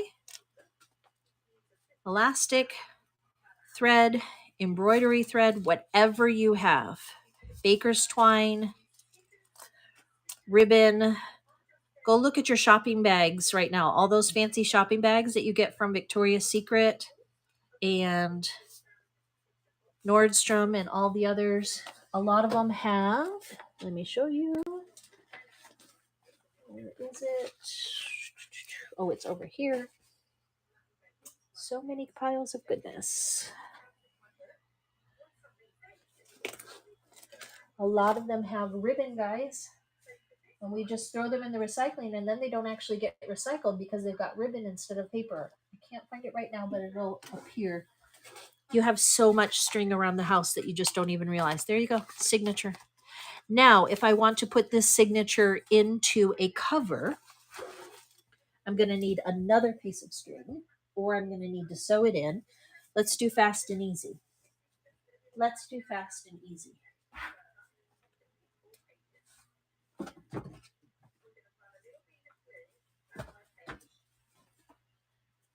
I've been tearing books apart. I have. This was a junky old book. So this would be a big one. You know, this would be a great one for kids. I'm going to make a dinosaur one for somebody. Okay. 1974. Happy birthday. That's the year I was born. So this book is at least 50 years old and it needs some love, but it's a giant golden book. It's nice and sturdy. Add some tape down the side and that'll make a nice cover. That's why I'm keeping it. I'm going to make a dinosaur book. These are smaller ones. This one is hilarious. This is Don't Put Your Mother on the Ceiling. It was a book of like creative ideas with kids. It was hilarious. You can see it was withdrawn from the Journal Library. I kept a little bit of the cover to this one when I took the pages out because I liked that. I kept this piece and see, touch the floor, touch the wall, touch the chair. I kept these pieces because I want to use it. Now, you can put a piece of fabric there.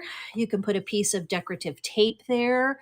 A masking tape or a heavier tape is better, a duct tape. But the simplest way to do that is to do it like that. Voila. Simple.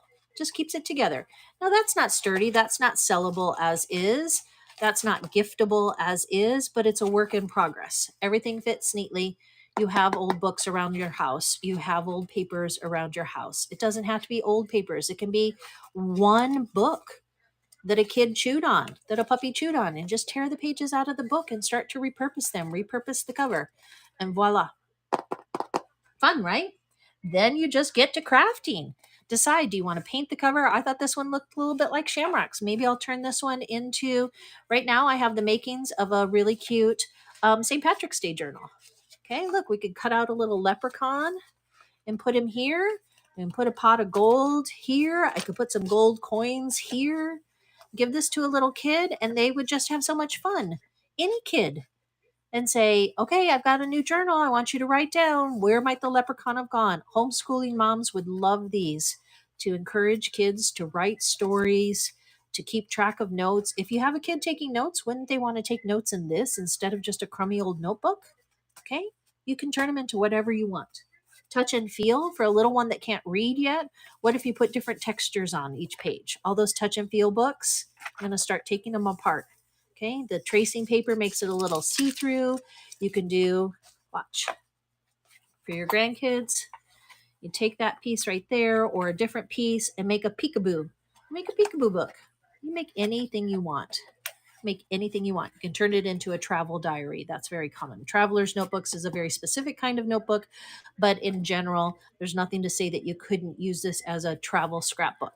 Headed to Hawaii, put everything in. Look, you can tuck all your tickets in there.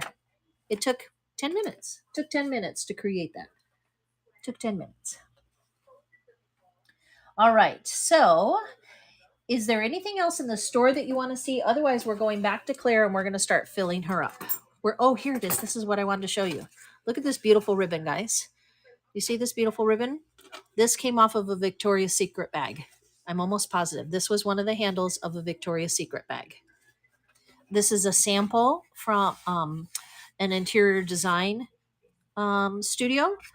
It's for, I think, like a laminate wood or whatever. It's a little bit sticky on this side. That's why it's starting to pick up fuzzy bits. I don't mind. I think this looks like a perfect little clipboard.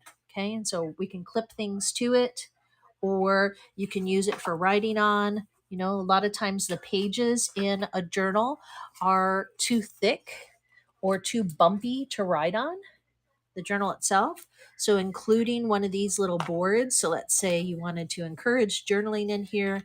This pink page would be hard to write on because it's facing the napkin. You put it under here, and there you go. Journal away. So we're going to add this to Claire. And right now, I think I'm just going to add it to the back. I want to put a pocket here so that I can tuck some of those things. I haven't done it yet. I'm still thinking about, open to suggestions of what kind of pocket I can put back there, because this pocket is too thin. This has to be for lace. This has to be for little strips of lace. All right, let's see. Let's keep going. Okay, let's keep going with Claire. Making a little bit of space so that all of my ephemera. And oh, here's another tip, guys. Here's another tip. I saw this. Where's my brush? Where's my brush? I can't give you my tips if I can't find my pieces. Catherine, where did I put the brush? She must have grabbed it.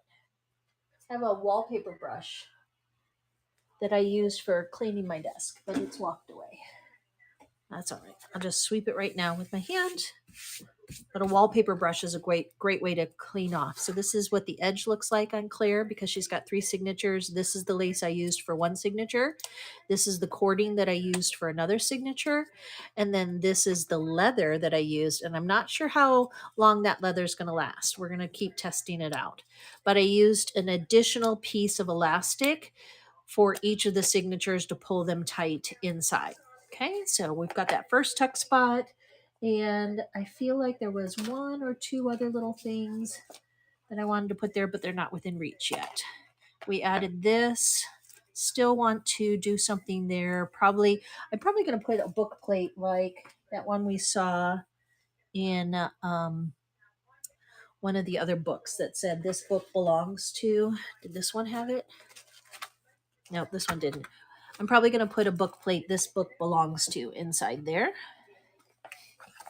Leaving that blank, leaving this blank for now, maybe go back and stamp it. I don't know. I really am feeling like I want to leave it for someone else to write and stamp. This is a good spot for the journaling card. Okay, I like that right there. Okay, this is a good spot for, let's see. I have this lace that I want to work in. I might come, a card. So I have, these are blank business cards. These are blank business cards. So I don't think I want to put them there though, because it'll cover up her face. But that's another little spot that I could add something. We'll think about it. This is a good spot. This is where I want to put my kids' cards. Okay, so every journal that I make, I'm going to choose a letter. This one, I chose the letter T. So I'm putting all those fun little kids' cards in there. Okay, for journaling, for playing. And then this is a walk around Los Angeles map. Putting some cards there. Journal spot, drawing spot, journaling spots. Have a postcard in there. Oh, I take it back. I had a different thing that I wanted to put here. That one's a little tall for there. She's a little top heavy, but a little bookmark. Embellished there with tickets. Put that in. Let's see. We were here. That pocket. Let me put a couple of these blank business cards so that she can create her own story. Put two fit. Maybe just one for now. One for now. Okay. More room for buttons. Okay, more room for all things. Anything that I find that is Spain or Spanish, I could put in there. Okay, there's that big pattern.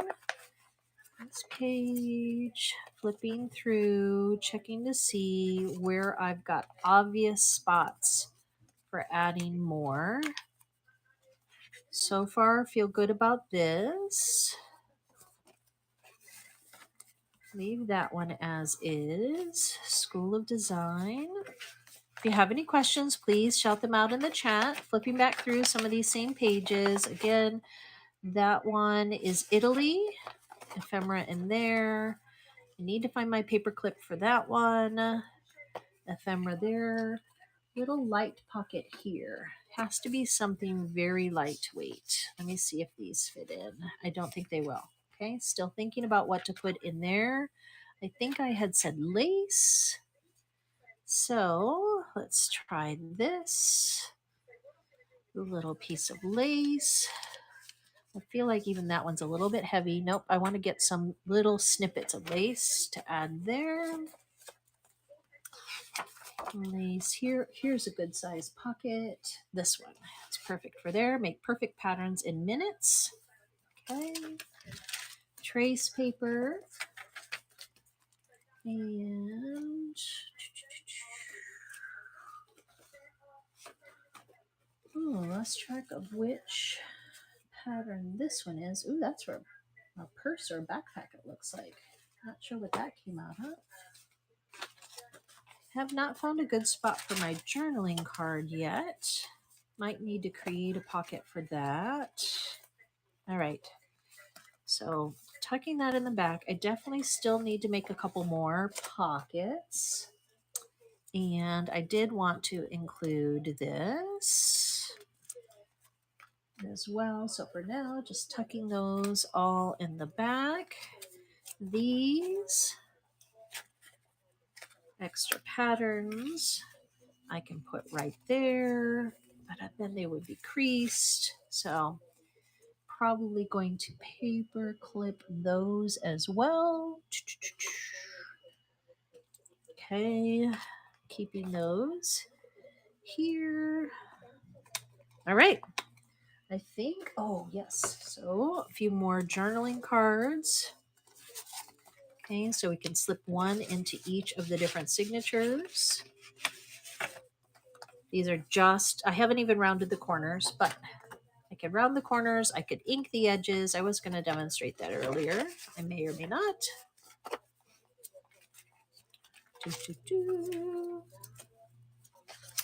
All right, third signature. All right, 3 signatures. Ready to go. She's looking good. She's getting chunky. She definitely still could use a couple more pockets. I need another paper clip at least. This one, pull that to the edge. And Claire is looking good. And then I think I'm ready to go through my laces and find some lace to add to her pockets and lace to embellish. So I'm going to tie off Claire for a little while. She is not finished. I'm not sure if she ever will be. And I'm going to check with the chat and see if anybody would like some vintage lace. This is Sears curtain, and I rescued these. I have a couple, like 6 of them, I think. But there's so much wonderful lace in this. This one actually has a pocket. And if you're still here, thank you, thank you. If you would like a steal and a deal, all of this lace from Sears, it's an old curtain. It is in need of some love and would be happy to be a part of your next junk journal. Vintage Sears lace. Gorgeous. Gorgeous, gorgeous. Speaking of gorgeous, hello, gorgeous.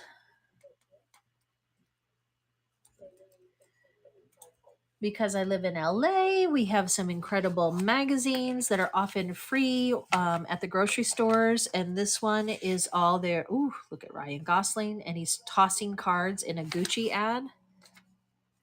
And so all of these pieces are great for junk journaling or smash booking. That one's Gucci. There's another Gucci. So if anybody would like some hunks in there, does anybody say hunks still? Ooh, did somebody buy these already? Let's see. Where do I have it? There it is. Fashion ads. There's 10 sheets. Okay, fashion ads. Hello, handsome. Prada, Gucci, Givenchy, Fendi, cuteness. Okay. And hi guys, welcome in. I'm showing all of my junk journal stuff, but make sure I'll be back to kids fashion later this week. So, as I go back through the last few things that I have for my junk journals, buyer's choice here on any of the threads.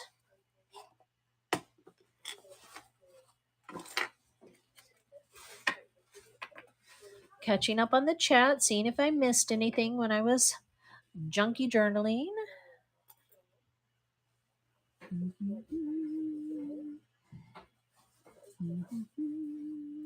Voila, fancy.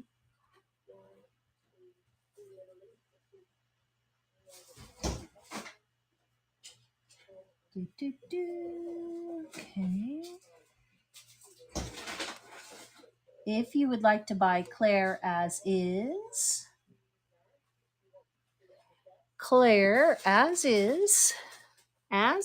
unfinished, ready for some more love, is $25. Okay.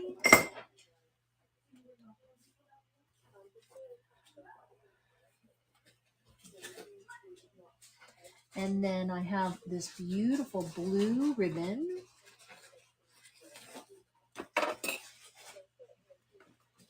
That I am calling Claire's favorite ribbon. I haven't included it in the junk journal yet, but that's going to be one of the next pieces. Okay, so if you need some blue ribbon for your Cinderella junk journal or embellishing I love velvet ribbon. This is a sweet light blue ribbon, and I have a few yards of it. If you would like 1 yard of it for $1, we're just doing some dollar starts right now. Let me see. Okay. There.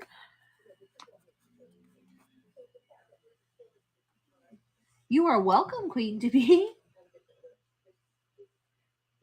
You are welcome. That was fun. This is the first time that I've done a demo on Whatnot that wasn't just how to Whatnot. On Tuesdays, I was teaching. I used to be a teacher, and so I loved teaching. And I would do how to improve your shows, kind of. Tara teaches on Tuesdays, and so that series might change to, or in addition to it, I might start doing some live demos of junk journaling. If that's what people want to see, I'm happy to do it. Just go live, and I junk journal whenever I can, most evenings. Yeah, exactly. I mean, people have complimented me on my voice before, and so I'm like, I'm happy to do it. I enjoy it. Here's a deck of cards. If anybody needs a deck of cards for their junk journal or to add to their stash, they say God bless America on one side. So, Queen to be, no, my background was in children's boutique. I had a children's boutique for over 10 years, and I started Whatnot selling a year ago. all of the inventory that was left over from closing up that boutique. And I still have a good bit of it. I just kind of got a little bit burnt out on the kids' shows. Um, it, it got pretty intense, selling a lot, and I got. I'm happy for the success, but the packaging side of it was not as much fun as the selling side of it. So I took a little break from that and started doing snacks and found that that too, the storage side of snacks is no fun. It's hard to find space for all of those snacks. And I've done a few book sales because as a former teacher and a parent of four kiddos, I've always collected books, love having books on hand more than we could ever read, and then started looking at all the torn and tattered books. And I don't remember how I first found out about junk journaling. I think it may have even been here on Whatnot when I was just exploring one of the craft shows and went down the rabbit hole of watching and learning about junk journaling. And now I really, really enjoy it. So I'm going to continue doing it for a while. And if I can sell bits and pieces here and there to help people with their junk journal journeys, great. But no, I'm not selling on any other platforms for junk journaling yet. But I might. For now, we'll just stick with Whatnot. Here's a package of papers that we were calling Claire's favorite papers. So similar to the ones that I did for the demo. Okay, so here are a few of the papers that. So it's I think a dozen for five. Plus there's six pattern pages here, and then to spice it up for anybody that's still here, I'll add a piece of ledger paper. Everybody loves that. I heard one person on YouTube saying that she can't find it anymore. And this one I've actually never seen before. I've never seen anybody journal with this one yet. Vintage graph paper. And I think those are 1 centimeter blocks. So that one is definitely one that's hard to find. Adding that and all of these, I'm kind of organizing the pile of stuff so that I can do another Claire show. I think it might be a thing that now I just kind of collect and do because I haven't gone through all of the laces yet. I'm trying to get all this stuff out of the way so that I can start to sort through all the lace and doilies that I bought. And then I'll do an entire lace show probably. But all right, so that is Claire's favorite paper. Oh, I still have a couple stamps. I still have a couple stamps.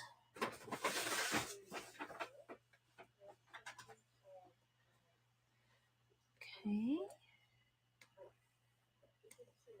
This one is a shoe and it has sentiments written inside. Stepping out, put your best foot forward, soulmates.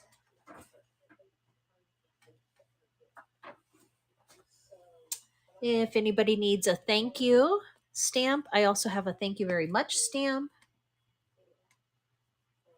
That one will be just $1. Add to your stash. Thank you very much for making your own thank you cards.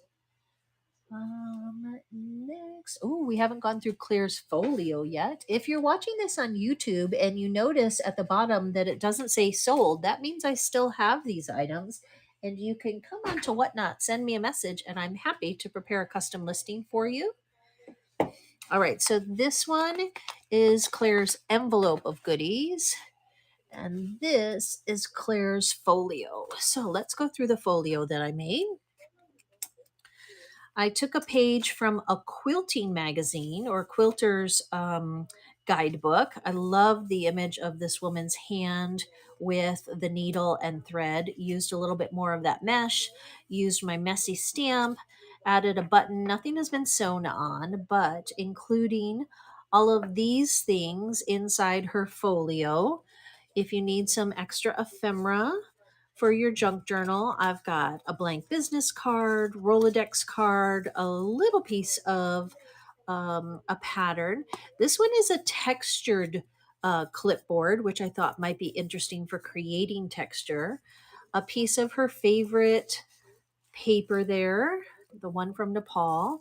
This is another little bit of sewing pattern, and it's been inked with that skirt. I was looking for that earlier. One of the Lisbon cards, and a few pattern pieces. Let's see. 1, 2, 3, 4, 5, 6, 7. It looks like 1, 2, 3, 4, 5. Ooh, very cute. 6, 7 pattern pieces. Okay. This is a $10 collection of ephemera, and I just keep adding to it. This is a game card. Okay.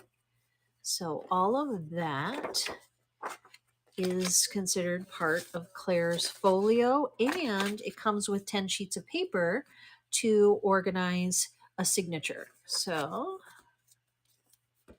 music, letterhead, and a blockout, which is similar to a bingo game card, a piano roll, that's hard to find, piece of piano roll, and all of that running for $10. That is a nice bundle. Need to get some more photographs of that now that I've added pieces to it. Okay. And so we need to come back to lace. Oh, I looked up these measuring tapes. I had no idea. I knew it was vintage, but people collect measuring tapes. And let me see if I can remember. I might have. Oh, Esslin. So coming up next is a vintage Esslin fiberglass measuring tape. So I'm glad I didn't cut into it yet. Yeah, fiberglass, because I didn't realize how collectible these are. I do have this one listed on another platform for double the monies, but only $6 tonight on Whatnot. Welcome in. Welcome in. Is anybody else crafting with me? Are you just hanging out, scrolling through shows? Okay. And let's go through the pocket now. Okay, so I made this pocket out of another one of those. This is from that quilter's journal, because obviously quilters sew as well. I love that it had the thimbles, beeswax, thread. I did use one stamp that I'm keeping of this beautiful ball gown on a hanger, and then obviously collaged bits and pieces of sewing patterns and some lace and a button there. This one I did ink the edges and round the corners, and the lace continues on the inside. This is a $10 envelope of ephemera, and let's slide out some of what's inside. So you do have one new old stock bias in there, a bit of the mesh fabric, some of the odds and ends cards, a blank business card, a vintage playing card and then vintage Rolodex. There's more than one blank business card. Really cute tiny hanger, some tickets, some buttons, the letter T, and this is similar to the vintage window packaging that I used on Claire's inner cover, and then a couple more fun scraps. Portion of a page from an iron ad. Again, the letter T is carried throughout. This is little sticky notes. T for Tara, including that in there, and a few more scraps. There's probably a couple more little goodies down inside. Inside this custom folio, custom envelope. The one underneath it is folio. So $10, 10 seconds on the clock for those vintage goodies. And I'm going to continue to probably craft with Claire. Oh, and the matchbook, I forgot. That's the best part. Matchbook. All right. So taking that, putting that there. See if you wanted just some Rolodex cards to add to your bundle. Okay, here are some Rolodex cards. And it's funny, I had them flipped around, so I didn't realize that it's birthday anniversary on one side.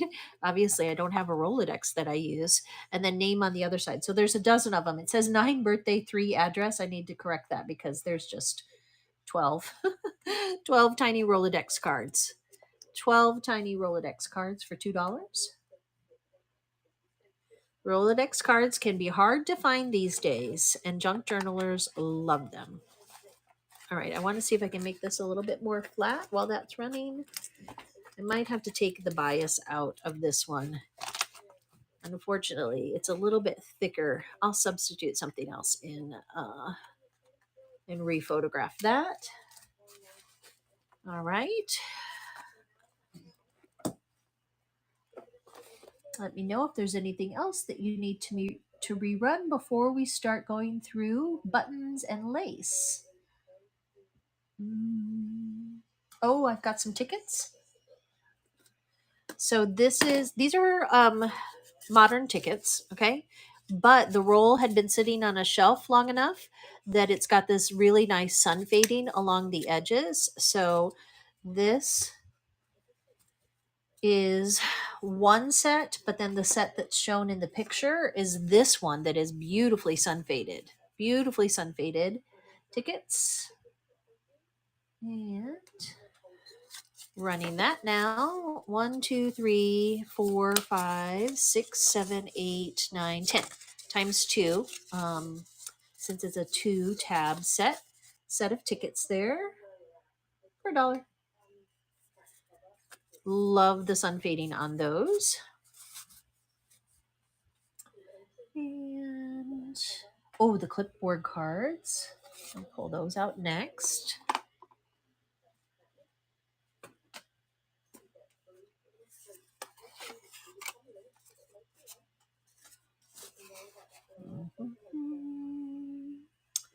All right, running a set of Atlanta. You're not going to believe this, but I had a quiet moment and I just had Ildi, the universe sent you into my mind not 2 seconds before your mommy typed. And I thought, I can't wait to get started on that music journal for Ildi. That is too funny. I literally had that thought, and then your mommy typed a message. So I will do. The next one I might do is a live demo of the journal that I'm making for you because you've inspired me to make a music journal. So I will make that for you, sweetie. And I will even put your name in the title, and I'll of course share it with your mom. We can do that next week. Just give me a few days to pull some interesting pieces together, but then I can do it all on camera, and we'll have so much fun. If you have an idea of what kind of cover you want, let me know. That's the one piece that's got that I have to really think about what kind of cover to do for it. The pages and the inserts will be fun and easy, but the cover's the challenge. So yes, of course. And then, Atlanta, I hope you had a good show on Friday. You were on forever. I know you were working so hard. Let me know if you need to do another fundraiser show because I'm back on board and happy to co host. And I wasn't able to pop into your show as much because I was working on Claire. I was making her, I had you on in the background the whole time. A sheet music on cardstock. You got it. I will absolutely. And if you have any, favorite songs, I can maybe even print some of your favorites too that we can include there because printing is allowed. It doesn't have to all be vintage. So enjoy the rest of your evening, guys, and I'll make sure to do a custom show. That'll be fun. That'll be so much fun for me to do one for you. Okay. This is the next item up for bid. These are what I'm calling clipboard cards because they look like tiny little clipboards. You can use them as journaling tags. They're sample cards for different finishes for cabinets and hardwood floors, etc.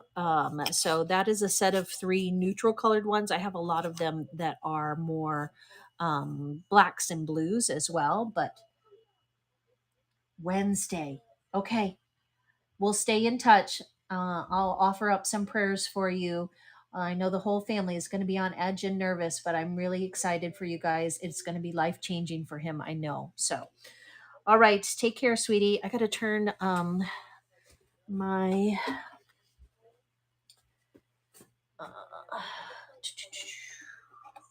battery power back on. Looks like I was starting to lose battery power. All right, let's keep going. I'm going to move some of this Claire Bear stuff. Ooh, I forgot I still have this one. This is Kira. This is one of the stamps that I have.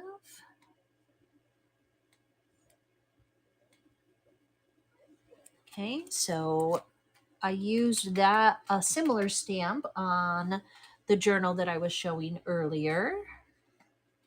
Okay, deck of cards.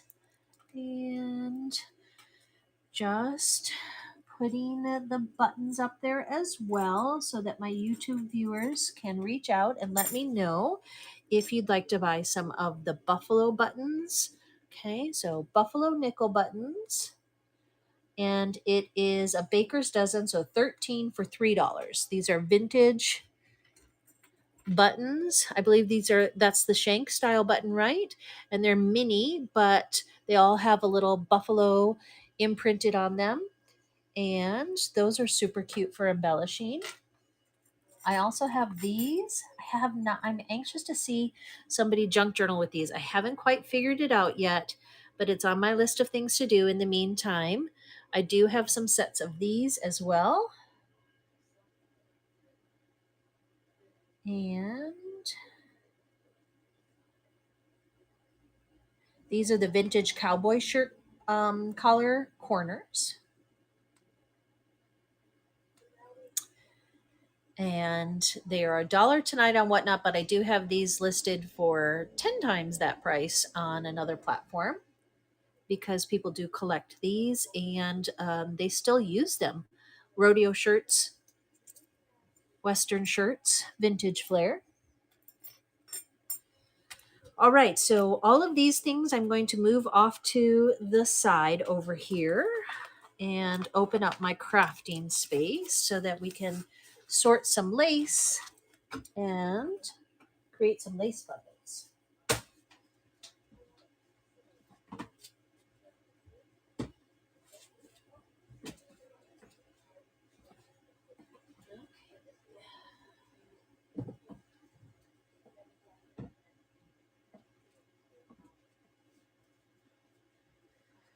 All right.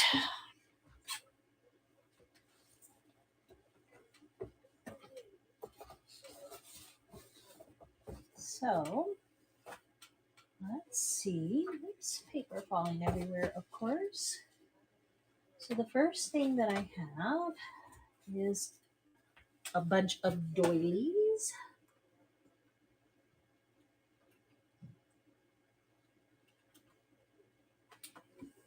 So we can do a little buyer's choice on doilies while I grab the others. I need to get all of these together because things have just been spreading and multiplying.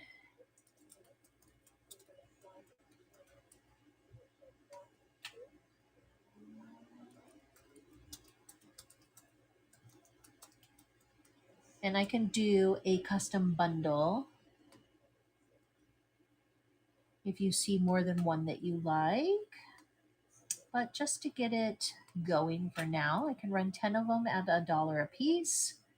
Or we can do 10 for $10 once I pull the rest of them out. Okay, so right now we're doing buyer's choice while I kind of clean up my space a little bit.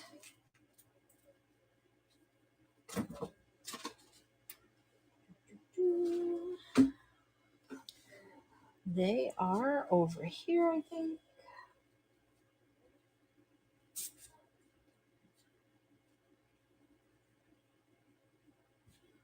Huh.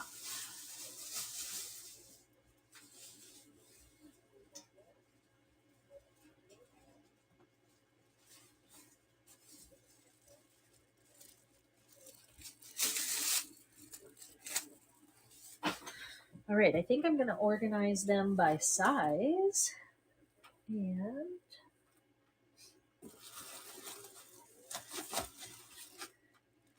check it out. I got this whole giant bag of doilies.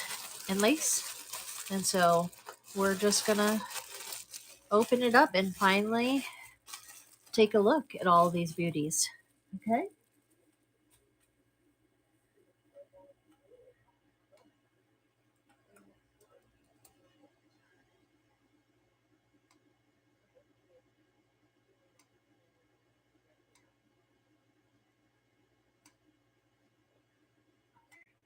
All right. So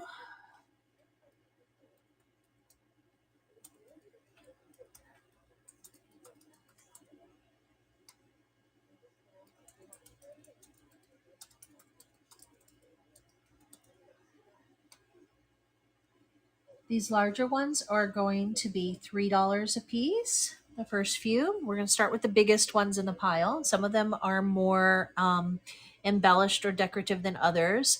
Some of them will have stains or tears or holes, but when it comes to junk journaling, that is okay. So this first one is this one here. And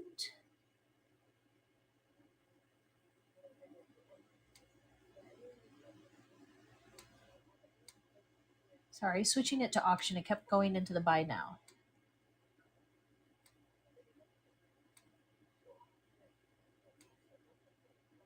All right, so here's this first one. Okay, this one appears to be in really good condition. It's perfect circle, nice and thick. This one almost could be used as a pot holder. And as far as measuring them, this one is 12 inches. Okay, so the first one is a 12-inch doily. Beautiful. Running that one now, $3 start. Large doily as shown, $3 start, 10 seconds on the clock. And then similar, so it looks like the same pattern. This one was done with the same pattern, but this one is a little bit darker. Okay, a little bit more vintage. Not sure how well the camera is picking it up, putting something even more vintage, kind of to show. But this one is the next one. Okay, running that one. This is gorgeous. Feels good, looks good. No major rip stains, tears, or holes on that one. Okay, going through all of these doilies, I need to organize them. This one is even larger. Okay, this one does have a little bit of staining, but that's what makes it beautiful in the world of junk journaling. Okay, so this one is going to be a $4. Actually, this one is a $5 doily.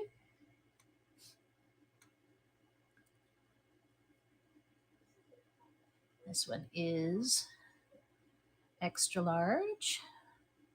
These are much harder to find, but I managed to score a huge bag of these vintage doilies. Love that one. As far as size, this one is 15 and a half, it looks like. 15 and a half inches on that one. Okay. And then this one, back down to the $3 size. This one is more boho, in my opinion. Okay, $3 size here. Checking the edges. Really great condition. A little bit of staining, but again, we like that extra stain. That makes it more vintage. And then we don't have to coffee dye or tea dye or avocado dye. Or I heard somebody, what did they say? Oh, now I can't remember. I was watching a video this morning and I was like, what did she say she used? Oh, black beans. I think she said black beans, which makes sense, the black bean water. But I don't know how those papers smell. I haven't tried black bean dye yet. You can use all kinds of things. Did you know that avocados turn your paper pink or your fabric pink if you use the skin and the seeds of avocados, boil them up, and then dye them? All right, this one is, well, tonight I'll do this one for $3, but when I photograph this one, I think it'll probably be a $5 doily. I like that star print. That one is a pattern that I have not seen before. Okay, if you need measurements on any of these, please let me know. Right. That one was actually going to go ahead and measure each one for when I rewatch it. That one is 12 inches as well.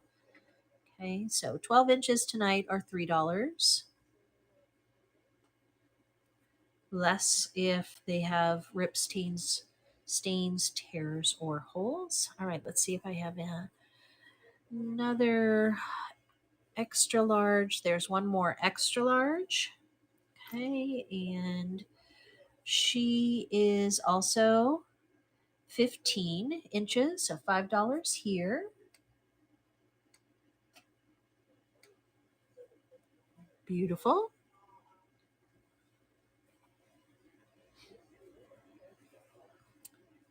These look great in between signatures or on covers of junk journals. And instead of having them in a bag, I'm taking this time to show them to the world and get them organized into these little pizza-like squares so that I can stack them in a box instead of they're taking up way too much space underneath my dining room table. So that one is a square, rectangle. I'm looking for my circles. Rectangle, oval, square. There's a nice circle. Ooh, that one is cute. Circle, circle. Those I'll sell as a set. And then circle. This one is a little bit more loose, stretched out, but that gives me mermaid vibes. Almost looks like a fishnet. Okay, so this one will be $2 as shown.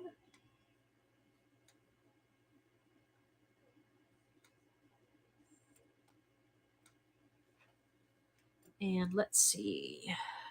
Not a perfect circle, kind of a stretched out circle, and a little bit more than the 12 inches on that one, just barely.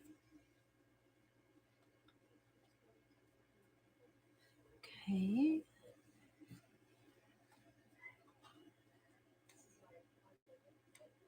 Okay, next up is this set. And this one actually has a little piece of plastic right there. And this one too. Okay, for hanging. So these can be decorative. Double checking. Really great condition on both of these. Really great condition on these.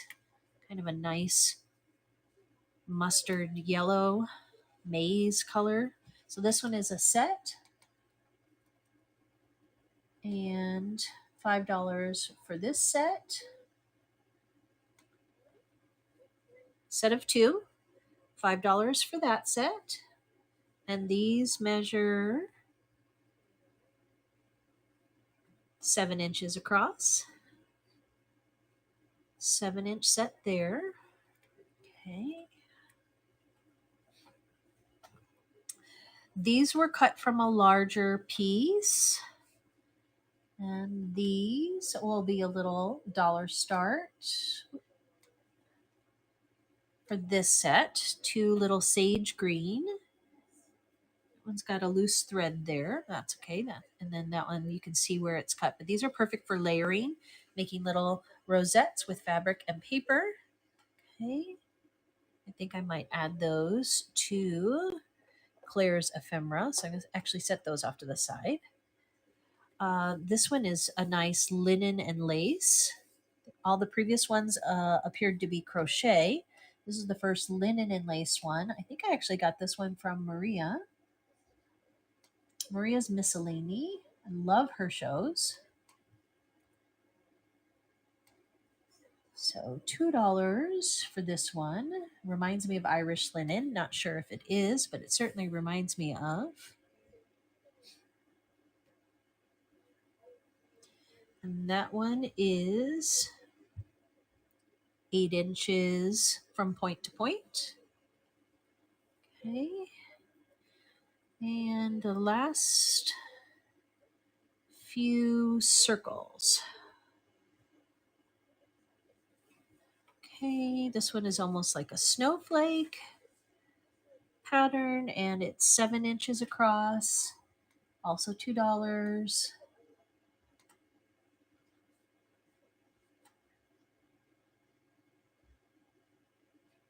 Hi, Candace. How are you? I have been on all day today talking about junk journaling. It's the hobby that has consumed my evenings as of late. And so now, of course, I'm including it in my whatnot journey. So, have you been sewing? Have you been doing aprons or anything else? And do you know about junk journaling? Okay, this one's going to be a set of two of the smaller ones, two for $2. Thank you. I'm glad to be back. I needed to do something a little bit different. I'm still not quite ready to go to storage, and we added more stuff to storage, so my inventory got even more buried. And so I've been dreading going back and moving things around, but I definitely need to. It's been way too long. In the meantime, I've been having fun buying some vintage fabrics, vintage sewing notions, and putting them together into junk journals. And I've named this one Claire. I've shown her a couple times. I might show her again in a little while here after I finish organizing all of these doilies. But it's basically an updated version of scrapbooking. It's not your mama's scrapbook. And you use lots of vintage papers and envelopes and cutouts and put them together, create a cover, and then voila, you've got a junk journal to gift or to keep or to um, continue to add to your heart's content. I love the no rules approach to to junk journaling. All right, I got to the bottom of that box. I did that set, and I am just, for camera's sake, going to show that I've got a 4-inch one there. I'm going to do another set. And a 7-inch one there. Okay, another set, two for $2. I know. So I actually made a yard mark on the table. This is our dining room table, and it has become my craft table. The kids had been crafting on it. Oh, my husband and I were none too happy when paint started getting all over it, and then I finally said, you know what? Why not just craft to our heart's content? And so that's what we've been doing. I'm embracing that. Forget the rules. Nobody said that a dining room table has to just be for dining. A lot of people use theirs for bill paying and other things, and so I'm enjoying the fact that we're using ours for crafting. The rest of the family maybe not quite as much, but that's okay. They'll survive. All right. Doily square. Yes. Thank you. It did. I was just noticing that because I was like, wait a second. I was talking, and thank you so much. Okay, so these are the actually no, not these. This one here. Thank you, Candace. I was talking to you. The previous ones hadn't. So these are the two that you grabbed, right? The square and the oval. And then this is the next one. So let me set that aside for you. Yes, absolutely. So here, let me switch it up. And so I will do the square plus those two for one money, $2. Okay. So I ran these for $2 earlier. Didn't sell. So now I'm adding a nice square underneath. Yay! I'm so glad you came in, Candace. I'm so glad that you came in to keep me company. And I love that, um, you know, I'm bringing some of my fashion friends, children's fashion friends, into the junk journaling world. I had Atlanta in here earlier, and I'm going to make a music journal for her daughter Ildy. I had Edom in here earlier, and she and the girls are going to start doing one. Maybe can help put together like a Cinderella package for her. I'm just excited to start sharing the repurposing world because I really do hate to throw any of these things away. So there's the first ones for you. Let me write Candace on those, and then we can do another bundle. Do, do, do. Because now I got so lucky. I had bought a bunch of these doilies for this Junk Journal Jamboree, and they were a little bit more expensive than I was hoping. But I thought I can't have a sewing junk journal show and not have doilies, and so I bought some on Whatnot, and then I bought some at the thrift store, and then wouldn't you know, I got to the bins and found a couple more dozen. So now I have like all of these doilies, and I haven't even had a chance to go through them because they were all like bundles. So here are three more. Okay, and these are longer ones. This one obviously has seen better days, but I still love all the intricate work. So, junk journalers would probably take this one and cut the edge out and then use that as a frame or cut the strips. But you can do whatever you want with them. There's three more for one money.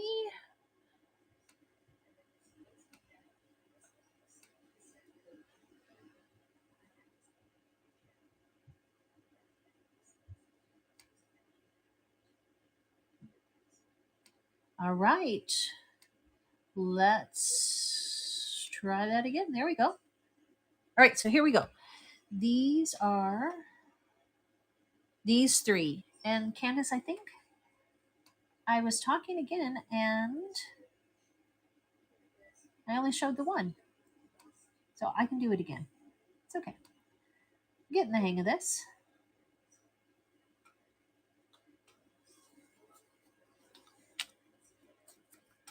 So I'm going to give you that second set because I thought I ran it and I saw Candace won. So here you go, Candace. This is the first set that you won.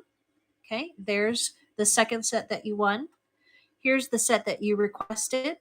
And all of those are going in under the two set tab because you know I love you. And I love that you love vintage fabrics. So there you go.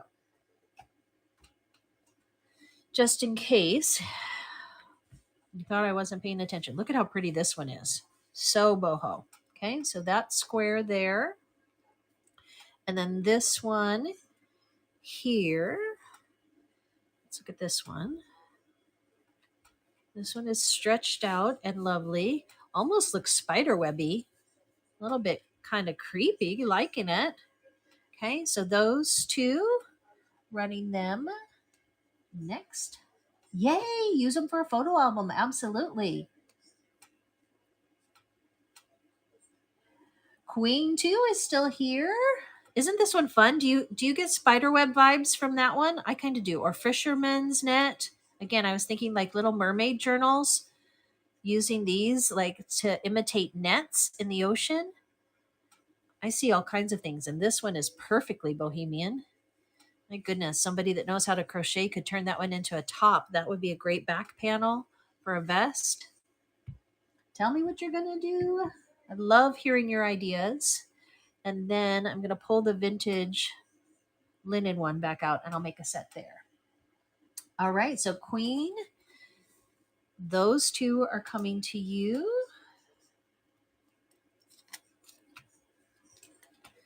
Okay, and let me run these two. And then somewhere over here, I have a whole other pile. So these are what look to me like almost like an Irish linen. I don't know my fabrics well enough to say convincingly that they are, but that's what they remind me of. Okay, that's what they remind me of. So these two, and I will add in this this cross, crocheted cross.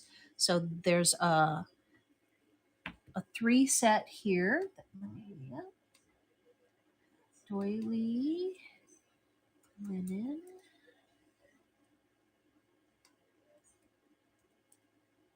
and $2 start. Bobbin lace.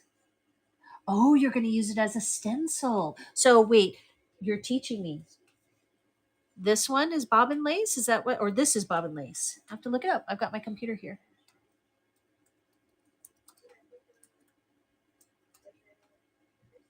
Lace textile made by braiding and twisting lengths of thread, wound on bobbage to manage them. Ooh, I love it. I've learned so much today.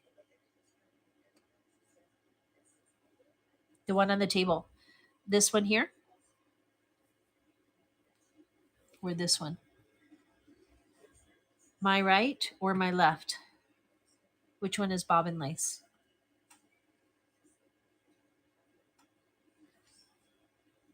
Either way, it's going home. Both of them. Okay, good. All right. Thank you.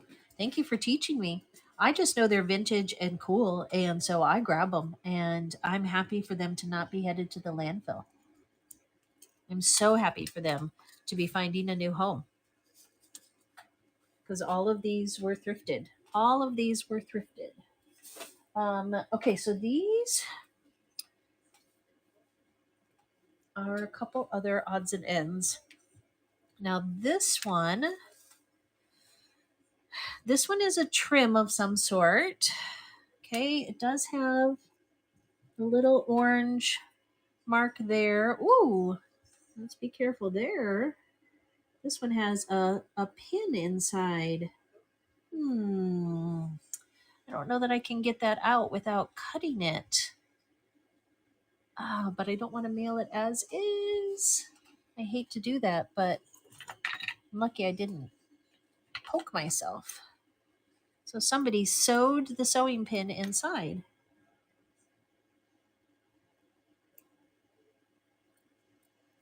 Like a tiny little. Now, oh, it has elastic.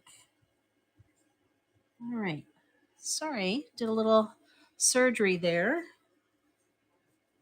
It doesn't have much stretch to it. So, and then, okay, just making sure there's no other pins inside. All right, so this fancy trim piece measures 24 inches.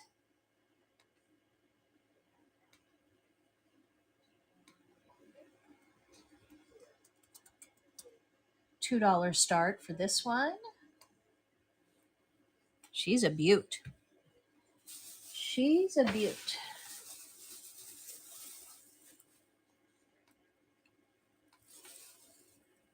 Starting that now. And pulling out more. Pulling out more. I have a whole other stash somewhere and I don't know where I put it.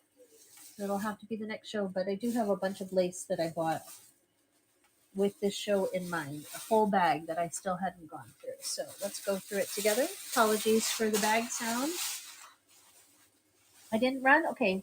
Can I try it again? I'm happy to try it again. Having some computer difficulties. Okay, this one is running now. Lace trim as shown, number 4. If not, no problem. I will add that one. And it does have that mark, that small spot that is orange here. And then where I had to cut out the little bit. Candace is going to go ahead and grab this one and repurpose it. Okay, this one is number 4. Okay, and then let's get some bigger bundles going. Okay. So, trying to get my thrift tag off without tearing it. I need to find my scissors.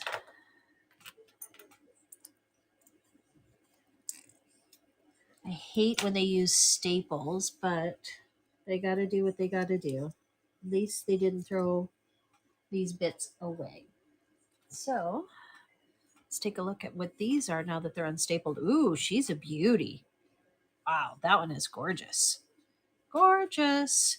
And she looks like 13 inches wide, and she's off my mat. And so 11 or 12 inches. So basically a perfect 12 circle almost, I guess. And then there's this one, which is nice and soft. A little bit of stained there, but this one is really soft. Nice and soft. And then this one, a little bit more of a snowflake pattern. So we've got a set of 3.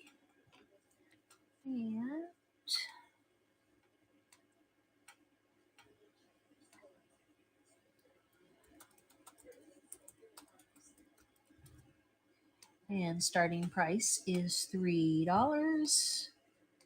Oops. These weigh next to nothing, so that's a great thing. The shipping. Oh, I think Queen to be. I think I'm all caught up, right? Yeah, Candace won that last one, didn't she? Yeah, I think I'm all caught up. If I'm missing something, I see your. Or do I need to scroll up further, Queen to be?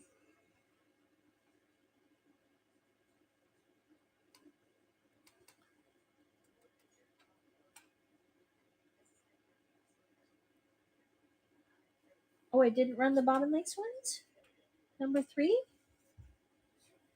I had it as a number 3.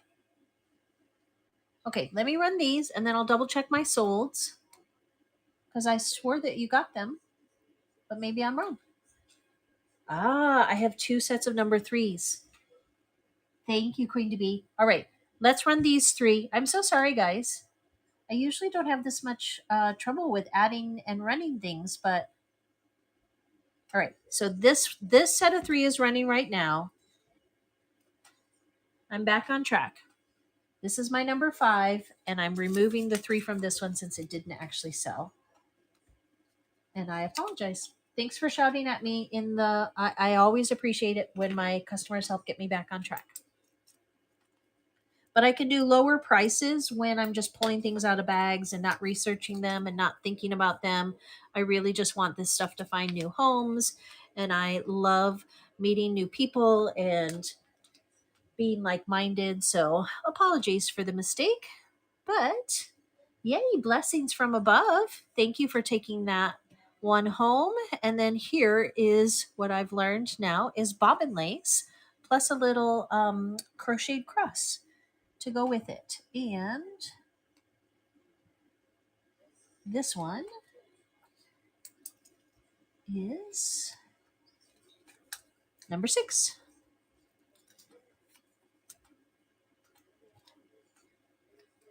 Okay, if I'm still wrong, let me know, guys. If I've gotten anything wrong, please, I will do everything I can to make it right. But otherwise, I think we're back on track. And I've got more. Next is going to be lace placemats and table runners. Okay, so this is it for doilies for now, unless I uncover. I have a whole other pile that I scavenged from the bins, but they're buried underneath clothes that I also bought at the bins. All right, Queen to be, there you go. Thank you. I'm sorry. I did not mean to stress you at all. Now, these are super cute, you guys. Look at how cute these are. These need to be made into a pillow for a little girl's room. So I have 1, 2, 3 of these that I think they're placemats, I think.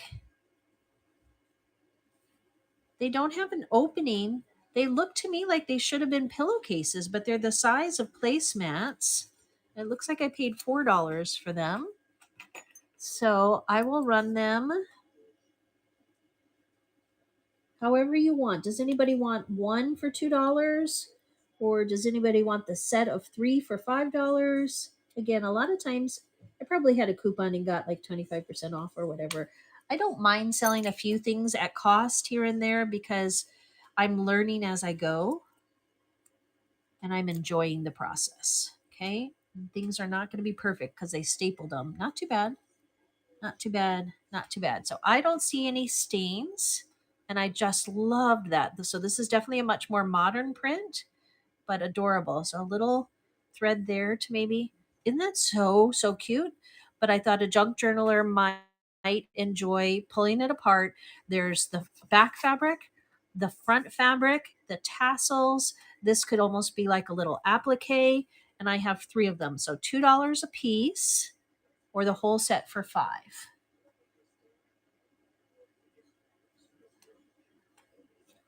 So let me quick add this as something separate.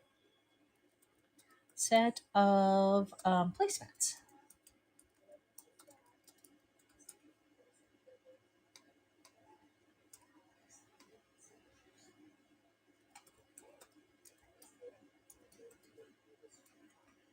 Okay.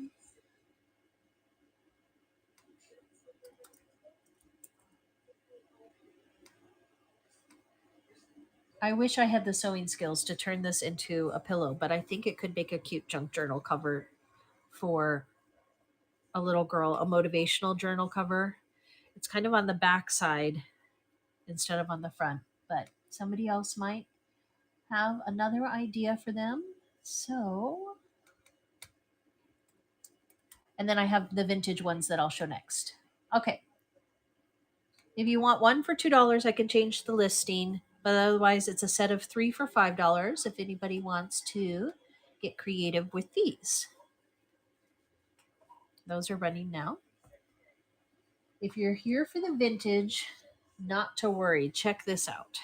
Check this out. This is Belgian linen, you guys. Oh my gosh. These are like gorgeous. Gorgeous. Let me see where they're stapled together if they are. Yep, on the back side here.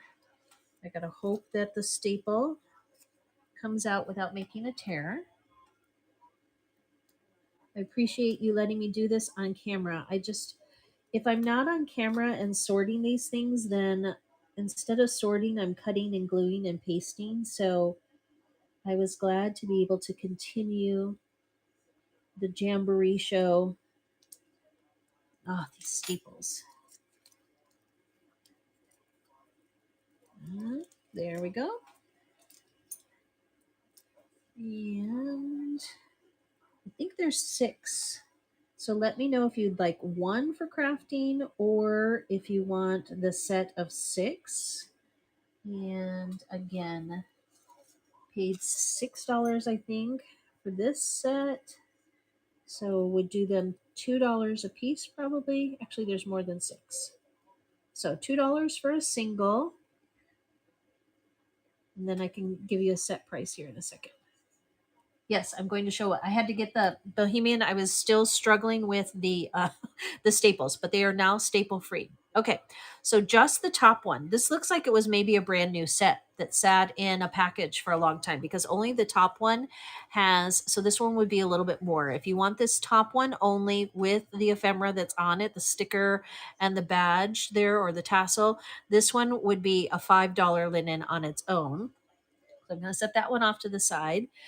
Otherwise, there's 1, 2, 3, 4, 5, 6, 7. So it was a set of 8. And let me get one running right now at $2. And then if somebody wants a set instead, I could do a set price. Linen and lace. Aren't they beautiful?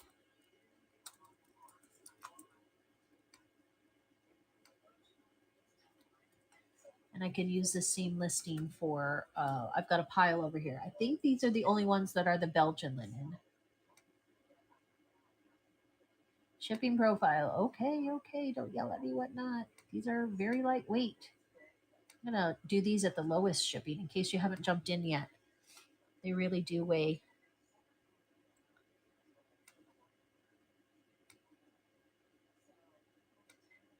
All right, here's the first one, guys. Running it now for $2. Okay, if you want just one, beautiful, beautiful Belgian linen. I believe that these are probably like new old stock. Okay, they don't appear to have been used. They came out of a package and then were stapled together at the thrift store. Running it now. 1, 2, 3, 4, 5, 6. So then I can do a set of 6. A set of 6 for $10. Awesome. Blessing is going to grab one. Okay. So here is actually, since it was the top one, let me give you the top one that I showed. I believe that they're all the same. The bottom one did have the staples through it, but I don't see any. It looks like there's one little mark there, and one little mark there, and that one. I'll put that one off to the side. So this one is the blessings one. Really great shape. Let me put your number on yours. And then before I sell them as a set, is there anybody that is interested in just one for $2?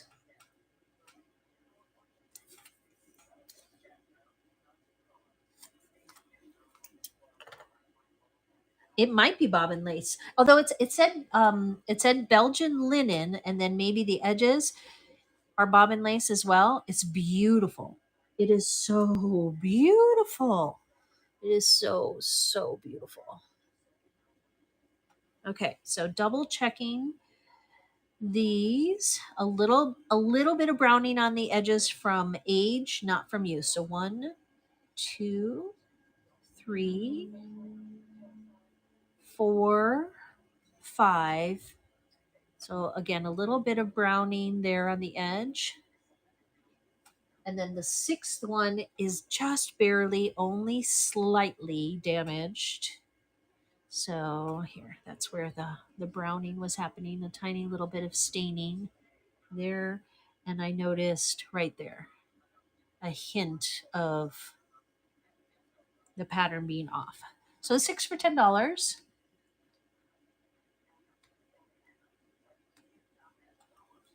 So happy to have saved these at the thrift store. 6 for $10. Yay, Candace! These are so beautiful. You've got to send me pictures. I love getting pictures of your son in my clothes, but at the same time, hey, buddy, you want to make some envelopes? Yeah. Let's show them how. Absolutely. I think your papers are over there, and the envelope maker is over there too. Oh, wait, I think the envelope maker might be here. So. Oh yeah, you were talking about the pocket maker. Oh yes. So which one do you want to do? Envelopes or pockets? How about both? I'm all for it. Okay. Let me go get the pocket maker. Sounds good. Okay, let me move these off to the side here. Okay, and then this one is the one that has the ephemera attached to it. Okay, so it says Belgian linen on it. This one is going to be the $5 one. Okay, because it still has the sticker and this little tab, made in Belgium, little ribbon and aluminum tagging there. Ooh, Candace wants that one too. Mama, we need Perfect. new papers because all of these have been used. See, Mike's. No, I created a whole stack for you. I think they might, you know what? It's in my gray bag. Because I thought maybe we would have time at the baseball game yesterday to make some, and then we didn't stay. All right, yay! Okay, Mama, do you know what it is? My gray bag is behind my computer desk. Okay, let's take a look at some more. I have another stash here. Those definitely were the most precious, but this one is a pretty good set too. I'm not finding it. It could be even from the same owner. A lot of times these things are donated at the same time. So I think this one was a $4 set. So again, $2 individually, or I can sell them as a set. I couldn't find it. And this was, this was a bit risky for me. I never go over to the vintage linens. I mean, every now and then I look at the crochet blankets, but they're always just so heavy. And I'm like, how do we clean them? Ooh, again, that's twice now that I could have been pricked. I have to be careful in the vintage linen section. 1, 2, 3. I think this is bobbin lace again.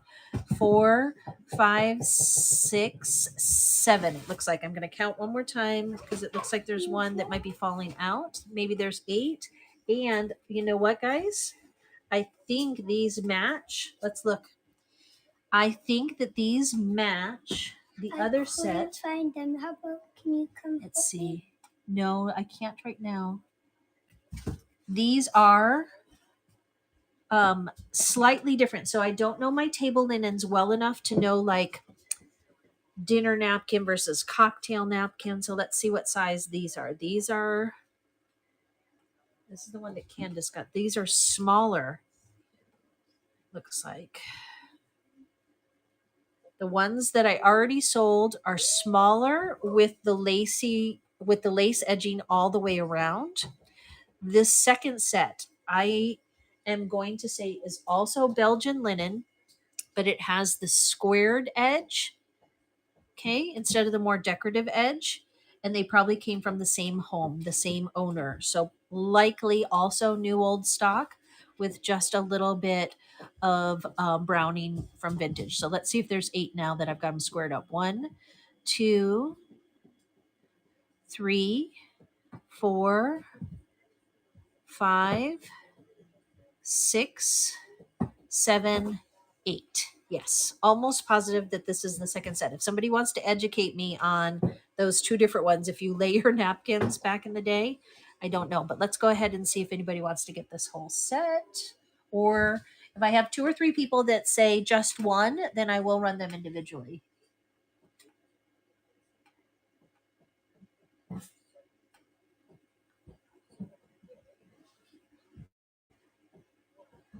Your mother-in-law collects, I'm going to have to look up that lace. Let me see. I'm going to do another tab in my desktop right here.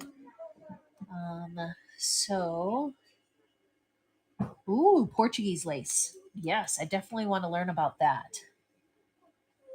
Wow, that is gorgeous. Ooh, and expensive. Well, I hope I find some of that. Thank you for letting me know about that lace. And then all the old buttons. Her mom used to hand stitch it. So, Candace, are you Portuguese? I'm also Portuguese and hoping to go to Portugal this summer with my mom and sister. My mom's grandfather that raised her, I believe, was Portuguese, born in Portugal. I'd have to go back and look at the family tree. I think he was born in Portugal, but some of his brothers were born here in the States. They immigrated. Oh, your husband is. There you go. Your mother-in-law. There you go. I see it now.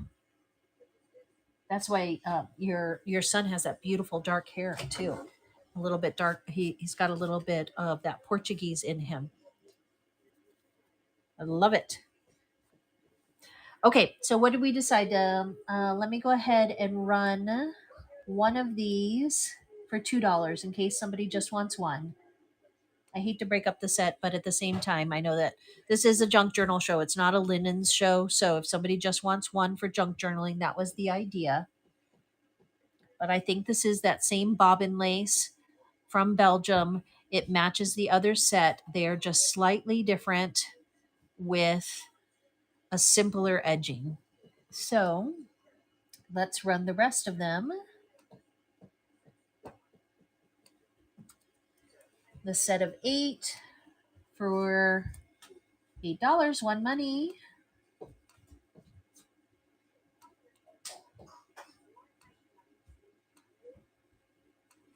Okay, so $8 for 8 new old stock, slight browning from age. I don't believe it's from wear. And it's Belgian linen lace. Hey, Google, stop. That's 7 o'clock. My eclectic, thank you. Did you see the first one? Were you in here? So this was the first set. My friend Candace grabbed this set that had the packaging with it still, a little bit of browning on the edges, but that's how we knew that it was Belgian linen. And then Bohemian, I think, is the one that taught me that this is bobbin lace. So I'm learning as we go, and it's just gorgeous. Just gorgeous. Oh, vintage tea towels. Yes, those are harder to find. I had at the thrift store that I started volunteering at, they had some aprons made from vintage tea towel or vintage fabric. So I could see you doing that for sure. Okay, so this is number 3, and this is eclectic.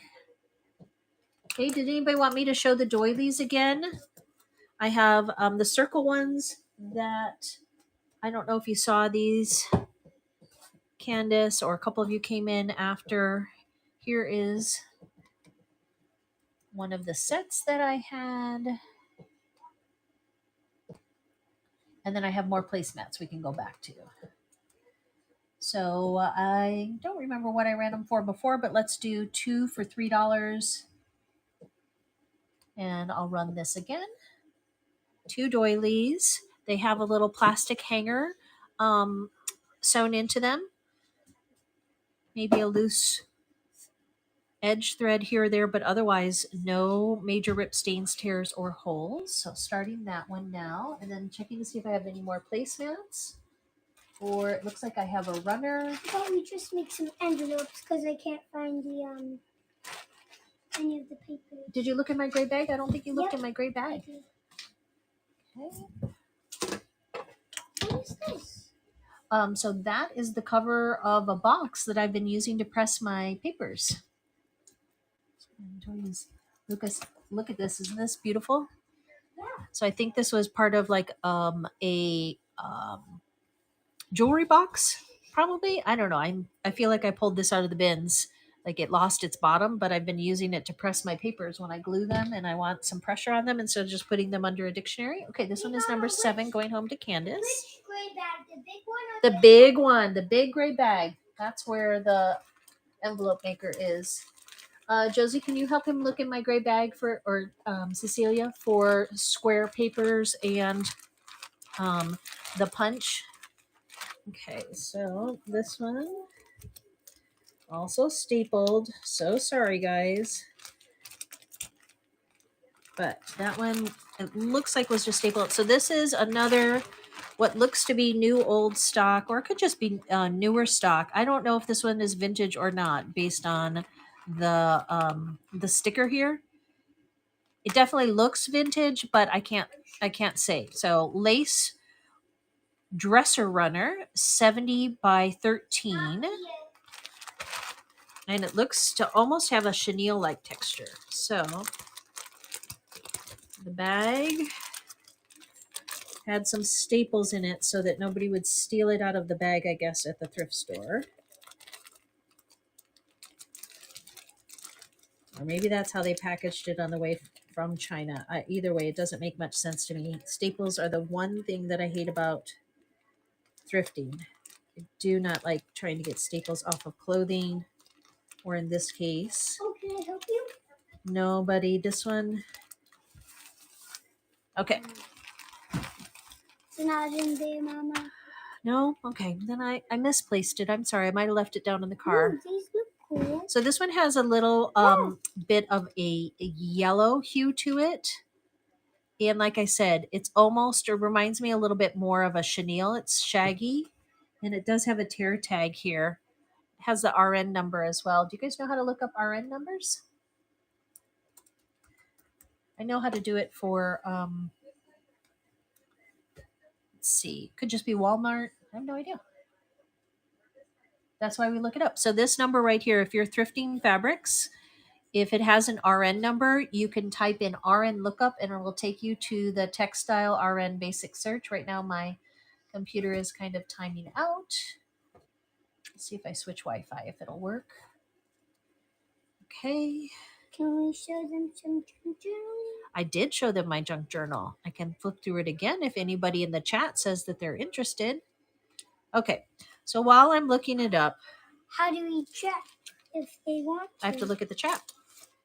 Okay, so 70 by 13 and paid $5 for that one. So, oh no, my computer is timing out. Can you get me my iPad, please? Oh, remember it's signed into mine. That's okay. You could just bring it here. Sorry, guys, having some technical difficulties with the computer. But I will only have my apps then, right?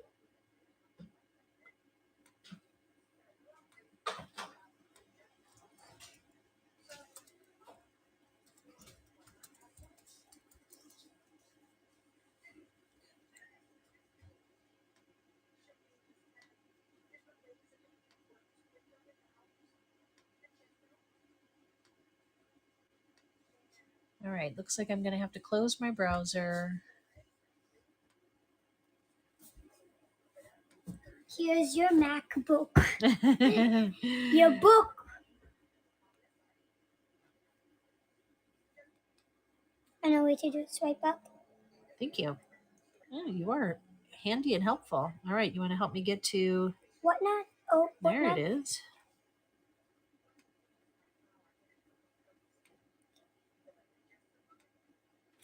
Five-star.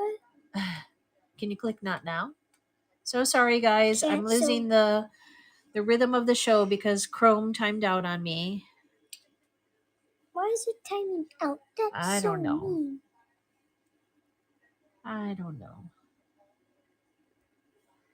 Let me just do this one as quick as I can.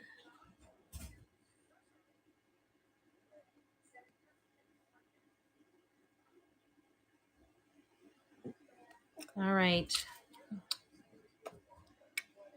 Dollar start, guys, for being patient. It's going to say baby and kids because that's just what... Okay, guys. This one is running now while I try to reboot my Chromebook. Table runner for $1. A lot of lace. Please take it, chop it up, and turn it into... Would you like us to show her your junk journal? Would you like us to show you her junk journal again? Type in the chat, yes or no. You're so funny.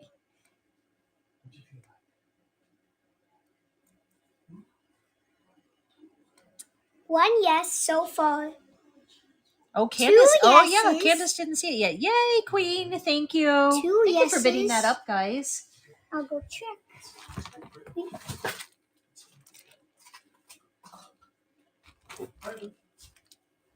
Okay, give me just a little bit of space, buddy. Yeses. 3 yeses. Okay, you want to help me go through Claire? That how about if you do it?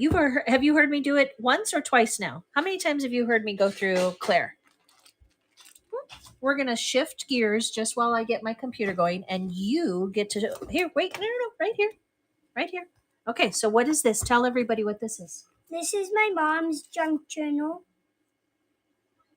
Okay, good. And what do we have to do first? We have to untie this knot. Okay. Here, Leo, do you think you can try and get me back up and running on Chrome? It's just one of those loop knots, the I need it to be able to add loop. It's just one of those loop knots. simple loop knot and a nice stretchy lace. When did Mama start junk journaling? I don't know. I don't remember. Before Christmas or after Christmas? After. After Christmas, okay? Okay. And this So is wait, a let's dress. show this one first. So the first thing that we have is a beautiful piece of crocheted fabric, right? And then we have some tickets. Tickets and a journaling spot there. Okay, this is A the dress. inner cover. Okay, so This is the a dress. So let's show weight. You guys definitely cannot read whatever Yes, you can. this is. It shows dress. That's the dictionary page that shows dress. So wait, look, what is this called? Remember what this whole thing is called? Signature. A signature. How many signatures does Mama's journal have? One signature. There's one. And then here's, wait, two signatures. 2 signatures. Okay, let me count. And 3 3 signatures plus some pages in between. Okay, so let's switch back to showing off more of signature number 1. Okay, so we created this. Sit on your lap? Absolutely. The great thing about these is that I do enjoy doing these with the kiddos too. Okay, so you got to put your thumbs up here. So if you click on my name and my show. Okay. All right, so let's keep going. We're going to do a fast flip through. Okay, so let's count the pages. So one page. Is this a fold out? One of those? It is not a fold out. And also, she has a nice flower page. Yep, and this is made in Nepal. It's handmade paper. And then this one is a nice vintage page. Yes, I am her son. Yes, this is Lucas. Which tell the audience what junk journal we're working on.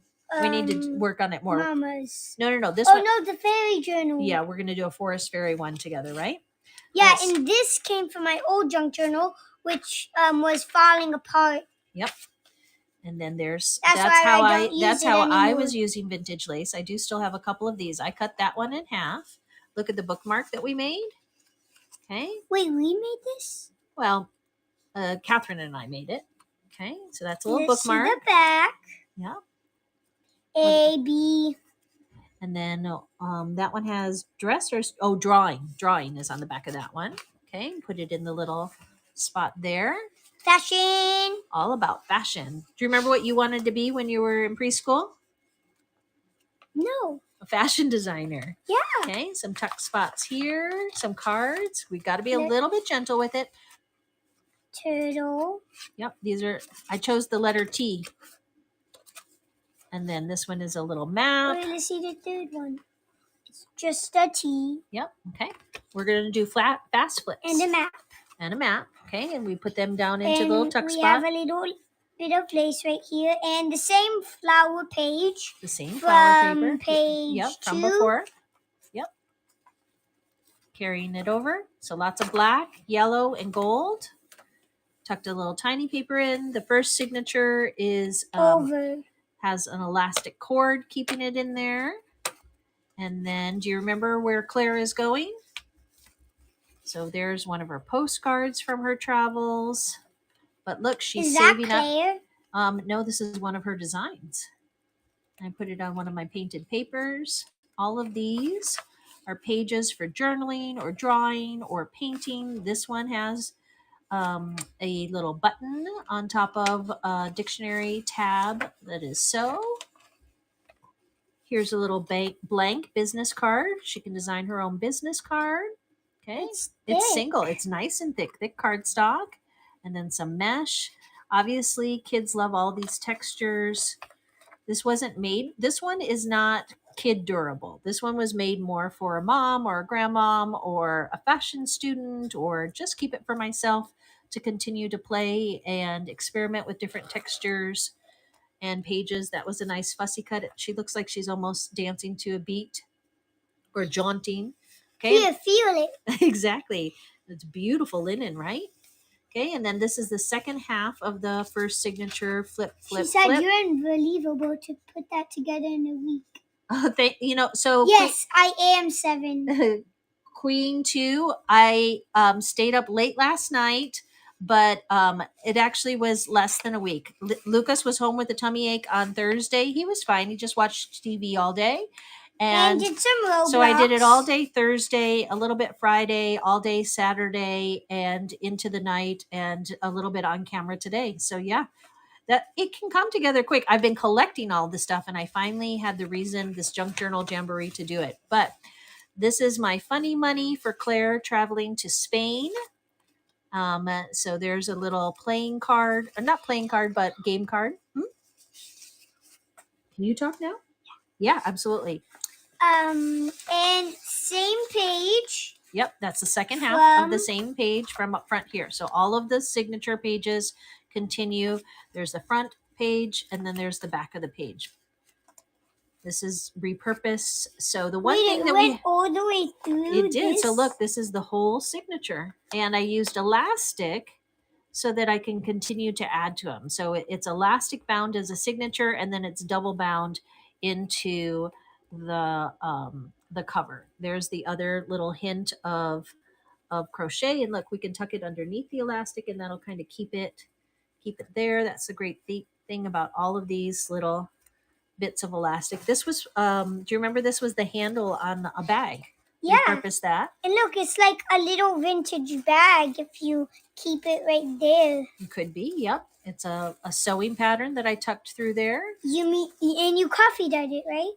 I didn't. It looks coffee dyed though, doesn't it? Because Luke and I have experimented with coffee dyeing. It's not easy, but this one is a vintage sewing pattern that that's why people coffee dye them, because then they start to look like that. All right, and then here is the second signature. I love that the lace napkin comes over the top of it, almost covers it, protects it. And we've got similar pages, little collage action there. Fashion. And the same page. The same Let me guess, handmade it's gonna paper. be all the way. So over. this one is a little bit looser. I'm probably going to need to retie it. We've been Yep, opening it's and all closing. the way over here. All the way over here. Okay. There's a couple thicker pieces of And like also, resume paper. Yep. It says here, folds out. Fold out. Blank page. We could add some drawing to this. And what could we do? What should we do to the corners on a couple of these? Fold them down so then we know. You want to dog ear the corner? Yeah, so then we know to do something on it. Okay, we can dog ear the corners. We can round them. This is a magazine page. Flips up. This one is a thick page because look, Mama's been painting, right? So Claire painted some paper there. It's another flap.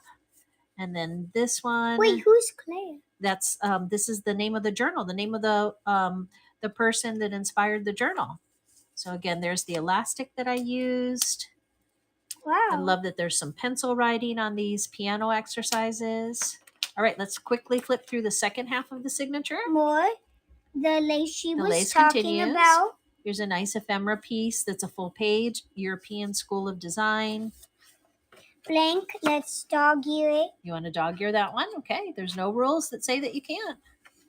More of my fun paper. Yep. That's Claire's favorite paper. And then look, this is a receipt for when she was working on her sewing studio. There was some building material and maintenance. Okay. Wait, is that actually something she got? That's the idea, is that you just kind of make things up. It's for storytelling. Wait, can I take Okay. it? Yep. She's saving for another trip. Where is she going to go this time? Spain. Nope. Spain was the first signature. Where's she going in the second one? Italy. Italy. And look. You can see by the little word down Yep. there. And then look, I made this little envelope out of a sewing pattern, and we've got some vocabulary cards so we can learn Italian with Claire as she goes on her trip. Camicia. Cravatta. That means tie. Here, let's test Mama's knowledge. You ready? Wait, is I this didn't know this one. actual money? It looks like it. It's travel game money.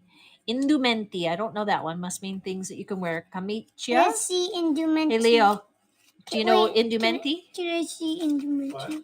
Indumenti. Wearing apparel. Wearing apparel. Okay. And then here. Oh, camicia. Cravatta. Papa knows that one. Camicia means shirt, necktie, not just tie. You're a stickler. All right, so we can learn a little Italian with Claire before she goes. And there's a little Hello, note card. people that just joined. Yes, welcome in. We're going through. Luke is helping me go through. I need to find the paperclip. I keep misplacing my paper clips because that one is not supposed to be there, but that's okay. Just be gentle with it because it could tear. There's the rest of the pattern.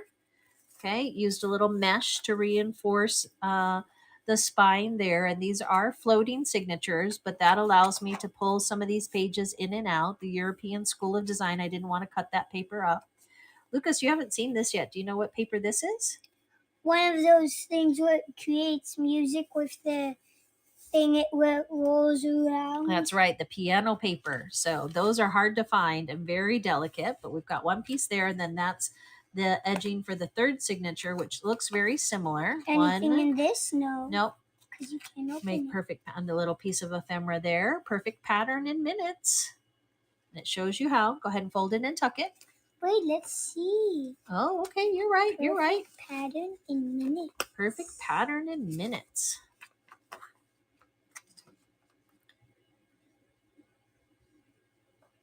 I don't know how to sew yet. We'd have to take that to Aunt Mo, and Aunt Mo could help teach us how to do a perfect pattern in minutes. Outside. I love how it kind of sticks out the edge Ooh, there. look at this stamp. Yeah, I was going to use that to stamp some of the pages, but I might do that another time. I want to do it with a little bit more thought. There's another. Okay, a couple minutes, and then it's Jammy's time, okay? Let's get to the last signature. Very thin paper. Thin, that's tracing paper. Okay. And look, she was inspired by that pattern. Here's a few more of her patterns. Just put them there with the paper clip. And then some sewing terms. More of that notebook. Oh, and where do you think she's going to go this time? She's saving for Spain. She's saving for Italy. Where else should she go? France. That's right. Wait, is it actually? It is. It's France. She has to go to France, so she's got some money and she's got her cards. Bonjour.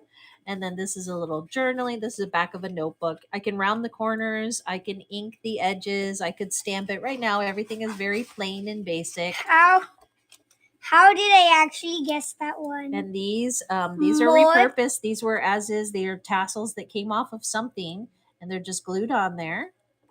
Okay, but all these lovely textures. And even more piano paper. That's the second half of it. Remember, it wraps around the signature. Oh, yeah. There's the second half that needs to be pulled out. Ooh, this is where she got That's where I got the elastic. Yep. So I just turned an elastics card into. I stuffed these little pieces in there so that they look all like a student was taking that. It's coming apart perfectly. I've only made one journaling card for it. I was pretty proud of this one because this came from the packaging of a stamp that I used. Maybe I could stamp some of this. You're right, I could. Okay, and then look at this. What does this look like? Tree bark. It looks like wood, right? Because it's a wood laminate sample. Wait, we could use this for So I thought she could use this. You know what I want her to use it for is when she's writing, and she's writing on on one of the pages, but like underneath it's too soft. So she puts this here so that then she can write over the top of it. It's like a little clipboard. And also we could use this in our very forest fairy. I'm gonna find a green one for you to have in your forest fairy because this one belongs to Claire. Claire owns this one now. And then that silk ribbon came off of one of those Victoria's Secret bags. Victoria's Secret. One of those shopping bags. Remember, they're big shopping bags and they have these beautiful ribbon edges. Yeah, I remember. All right, so then let's close her up and put the lace back. And that's Claire as she is now. And that concludes our flip through. And that concludes our flip through. You're hired, buddy. Yay. He's going to tie it up for me. Final touch. Can I do a double one? So we got to work on the Forest Fairy journal so that then we can show that one to our friends, okay? Thank you. Thank you, Cafe, whatever it is. Caffeinated Candace. Oh, thank you, Caffeinated Candace. All right. Blow a little kiss to the camera and off you go. Mama's going to see if she can sell a few more pieces of lace. No. Don't touch the setup. All right. Love you. Don't forget to brush your teeth. Yeah. So there you go. Few days worth of work, lots of love, and lots of scavenging and building up all of the pieces ahead of time into piles that I need to sort.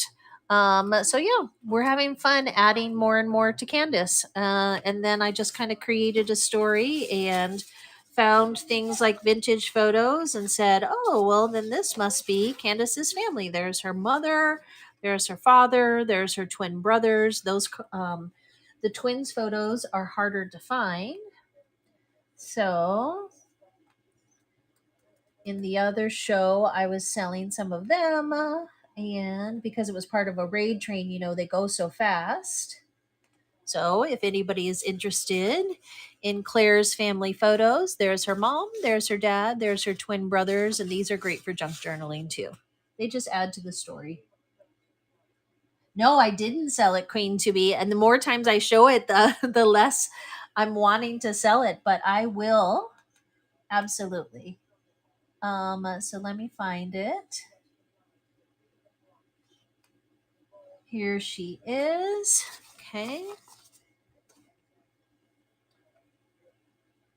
I am happy to sell her as is, as we just flipped through, you know, bits and pieces. She still needs a lot of love, but she is really cute as is. And so if you would like to add Claire to your home and take over the telling of her story, she is $25 as is. And obviously, as I put more finishing touches on, it's going to be harder and harder for me to let her go, but I know that, and that's okay. You know, I like that. Queen to be, did you see anybody else doing flip throughs? Because if so, I want to follow them. But I think everybody else was just kind of selling ephemera and or custom pieces or tiny journals. I don't think I've seen anybody on Whatnot yet that I've only seen it on YouTube where somebody is doing the flip throughs of a multi-page journal. And she has this one little spot here that doesn't want to lay down, but that's okay. It actually it's kind of meditative each time I go and try and smooth out that spot. It's textural. Restock. Let me find that restock. What's the rest of their username? Let's see, because I've only seen them on YouTube so far, but the community is growing, and so oh, Red Rock. There you go, Red Rock. I watched their show yesterday. Maybe I didn't watch all of it, or maybe they did a flip through a different time. I know I'm following Red Rock because they have beautiful stuff. And I feel like I've bought some from her too. Um,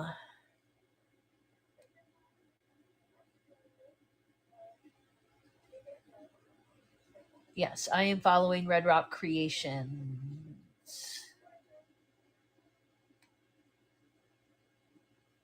I do not have a junk journal TikTok yet, so I do have a YouTube page that is Tara E Casas, and I'm just now switching. Like I said, I've only been doing junk journaling for about, I don't know, maybe 6 weeks. Started doing it sometime after Thanksgiving. I think I'm going to try and think back, and so I had been putting all of my Whatnot shows on YouTube when I was selling my kids' inventory. This is the first junk journaling show that I've done, and the first time I'm streaming it to YouTube. The TikTok that I created for Whatnot has a little bit of content, but it is, like I said, kids' clothes and snacks. So I need to rethink it, and it's a brand new world. It's a brand new world. But thank you for encouraging me, because yes, that's why I'm doing this today. Not It's not as much for the money. I've spent far more than I'll ever make, but I've also really enjoyed the time with my son, with my daughter, and with myself. Just saying, no, this is something that I'm going to do to relax, to be creative. And I haven't done that for years, not since before I had the kids. Everything's been very, coloring and painting with the kids. I haven't done any hobbies or crafts like gardening or sewing or scrapbooking that were my hobbies that I shared with them. But he's my youngest of four. They're all old enough now for me to do that. I have shared thrifting with them, if you can consider that a hobby, for sure, but not creating. So I'm enjoying being creative. Candace, I love that. Oh, Alice in Wonderland on 315. Thank you. Let me write that down, because right now all I have is pieces. But one day I went to the bins and I found, you guys are not going to believe this. Let me show you. Let me show you. I have to do a little bit of showing off right now. Now that I've started to look at the bins, not just for kids' clothes, but to look for junk journaling stuff. The first day that I went with junk journaling in mind, I found, it's going to take me a minute. They're all the way here across the room.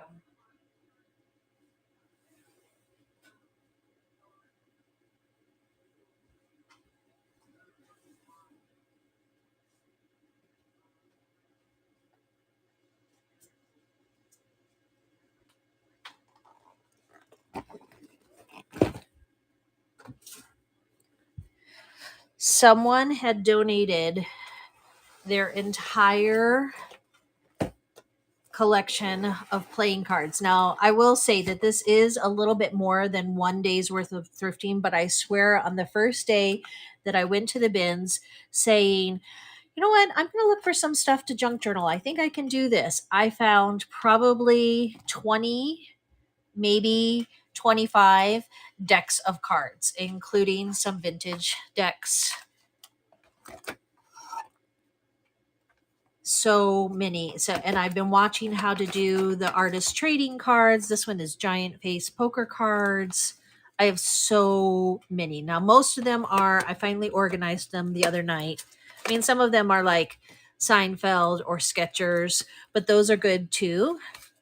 Um, and many of them are either just blues or reds. A lot of them are airlines cards, which I didn't remember the airlines giving out cards, but I guess they did. United Airlines, Northwest Airlines, but isn't that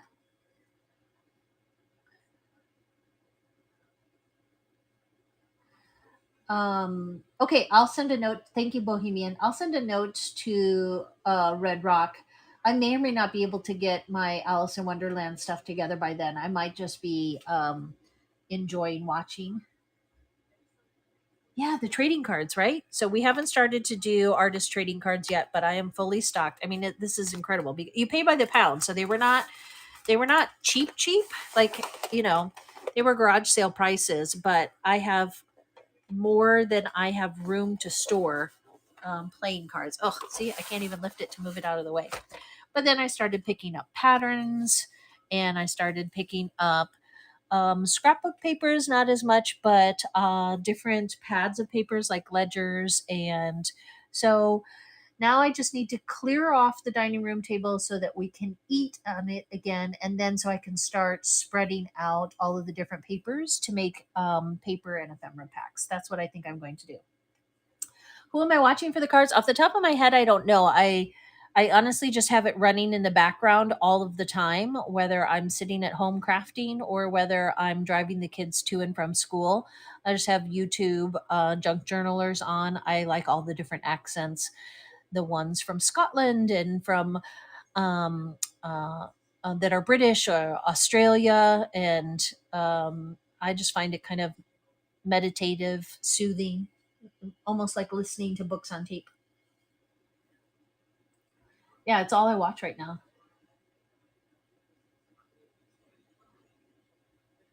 Yeah, exactly. I really enjoy watching it.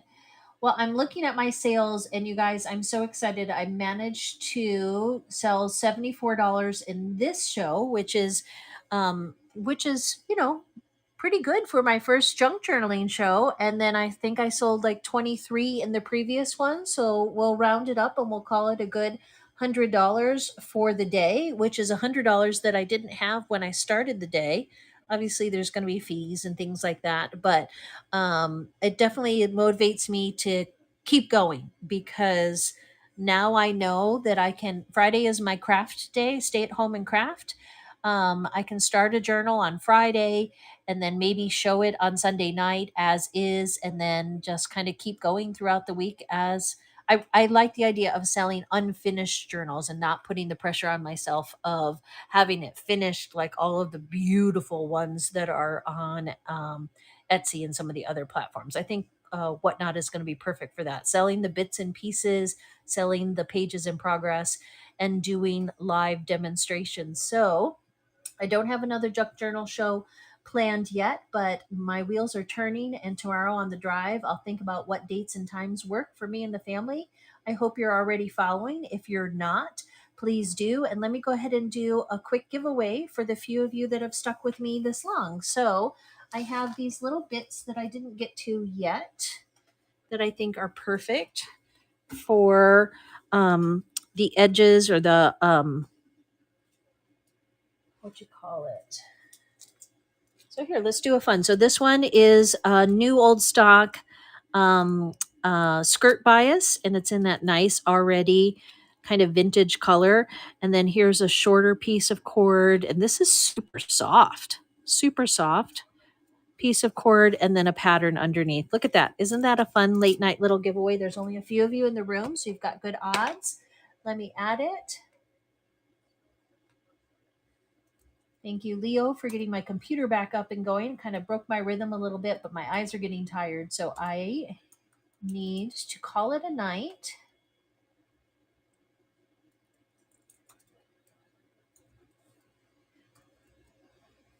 And then I'll be back to do more and to teach along the way, because you guys know that those of you that know me well know that I like to teach. And whether it's my kids, like you heard a little bit of in the background, or my customers, or the people I meet along the way in this crazy thing we call life, I'm all for it. Other craft supplies. That's the category that most of us are in. If you haven't already favorited that category, please do. And sorry, takes just a minute to get it ready, but it will be free. And we'll just run it for a minute or so. Vintage jewel. So Queen to Bohemian. If I'm not already following you, I certainly will do that right now while you guys enter that giveaway. I think I am. Yes, we are friends. Um, so just to add to my story a little bit while this is running, I became an avid thrifter. I mean, I've always thrifted, especially books. Books are something that I've always thrifted for my classroom back when I was teaching. And then I started thrifting kids' clothes when I had my kids. My oldest is 18, and then continued more with like sample sales and such when we moved here to LA, and then started hitting the thrift stores in LA actually have donations. Like one year the Goodwills got everything that Guess had in their archives. It was thousands of pieces of Guess clothing because it's made here. So sometimes they get new old stock or end runs of things. And so I really enjoyed thrifting and sometimes would sell some of those things in my children's boutique, or give it to my kids. And I thought maybe I would sell a bunch of things on, eBay or Poshmark or one of the others. And I'm not a fan of photographing clothing. And you really need to be able to do that to be successful on those platforms, which is why I then started to find success on Whatnot, because you can just show it and talk about it and sell it without having to do the photographing side of it. When I closed up my boutique, it meant that I had a bunch of new with tags things that I could sell. But to circle back, one of the other short hobbies that I had when I couldn't thrift in the thrift stores because we were all stuck at home, I started thrifting online and buying boxes of jewelry, the mixed jewelry boxes from shopgoodwill.com. And I got really lucky and I bought them before the prices skyrocketed, and before the boxes got too junky to where I did find a little bit, tiny bits, but tiny bits of gold and silver and vintage pieces. And again, thought I would photograph it and sell it online, and instead it just stockpiled. So now, long story short, I can add it to my piles of junk journal stuff. And my daughter's going to help me make the dangles that go on the side of junk journals because she has been repurposing that jewelry into jewelry for herself and her friends. But everything now, all the games that I've collected for the kids, all the books that I've collected, all the jewelry that I've collected, all the lace dresses that haven't sold, every single one of those things can be turned into an element for junk journals. So this is the direction that I'm heading this year, but I'll also still sell some of my new with tags inventory and snacks and books and the things that I enjoy selling on Whatnot as well. But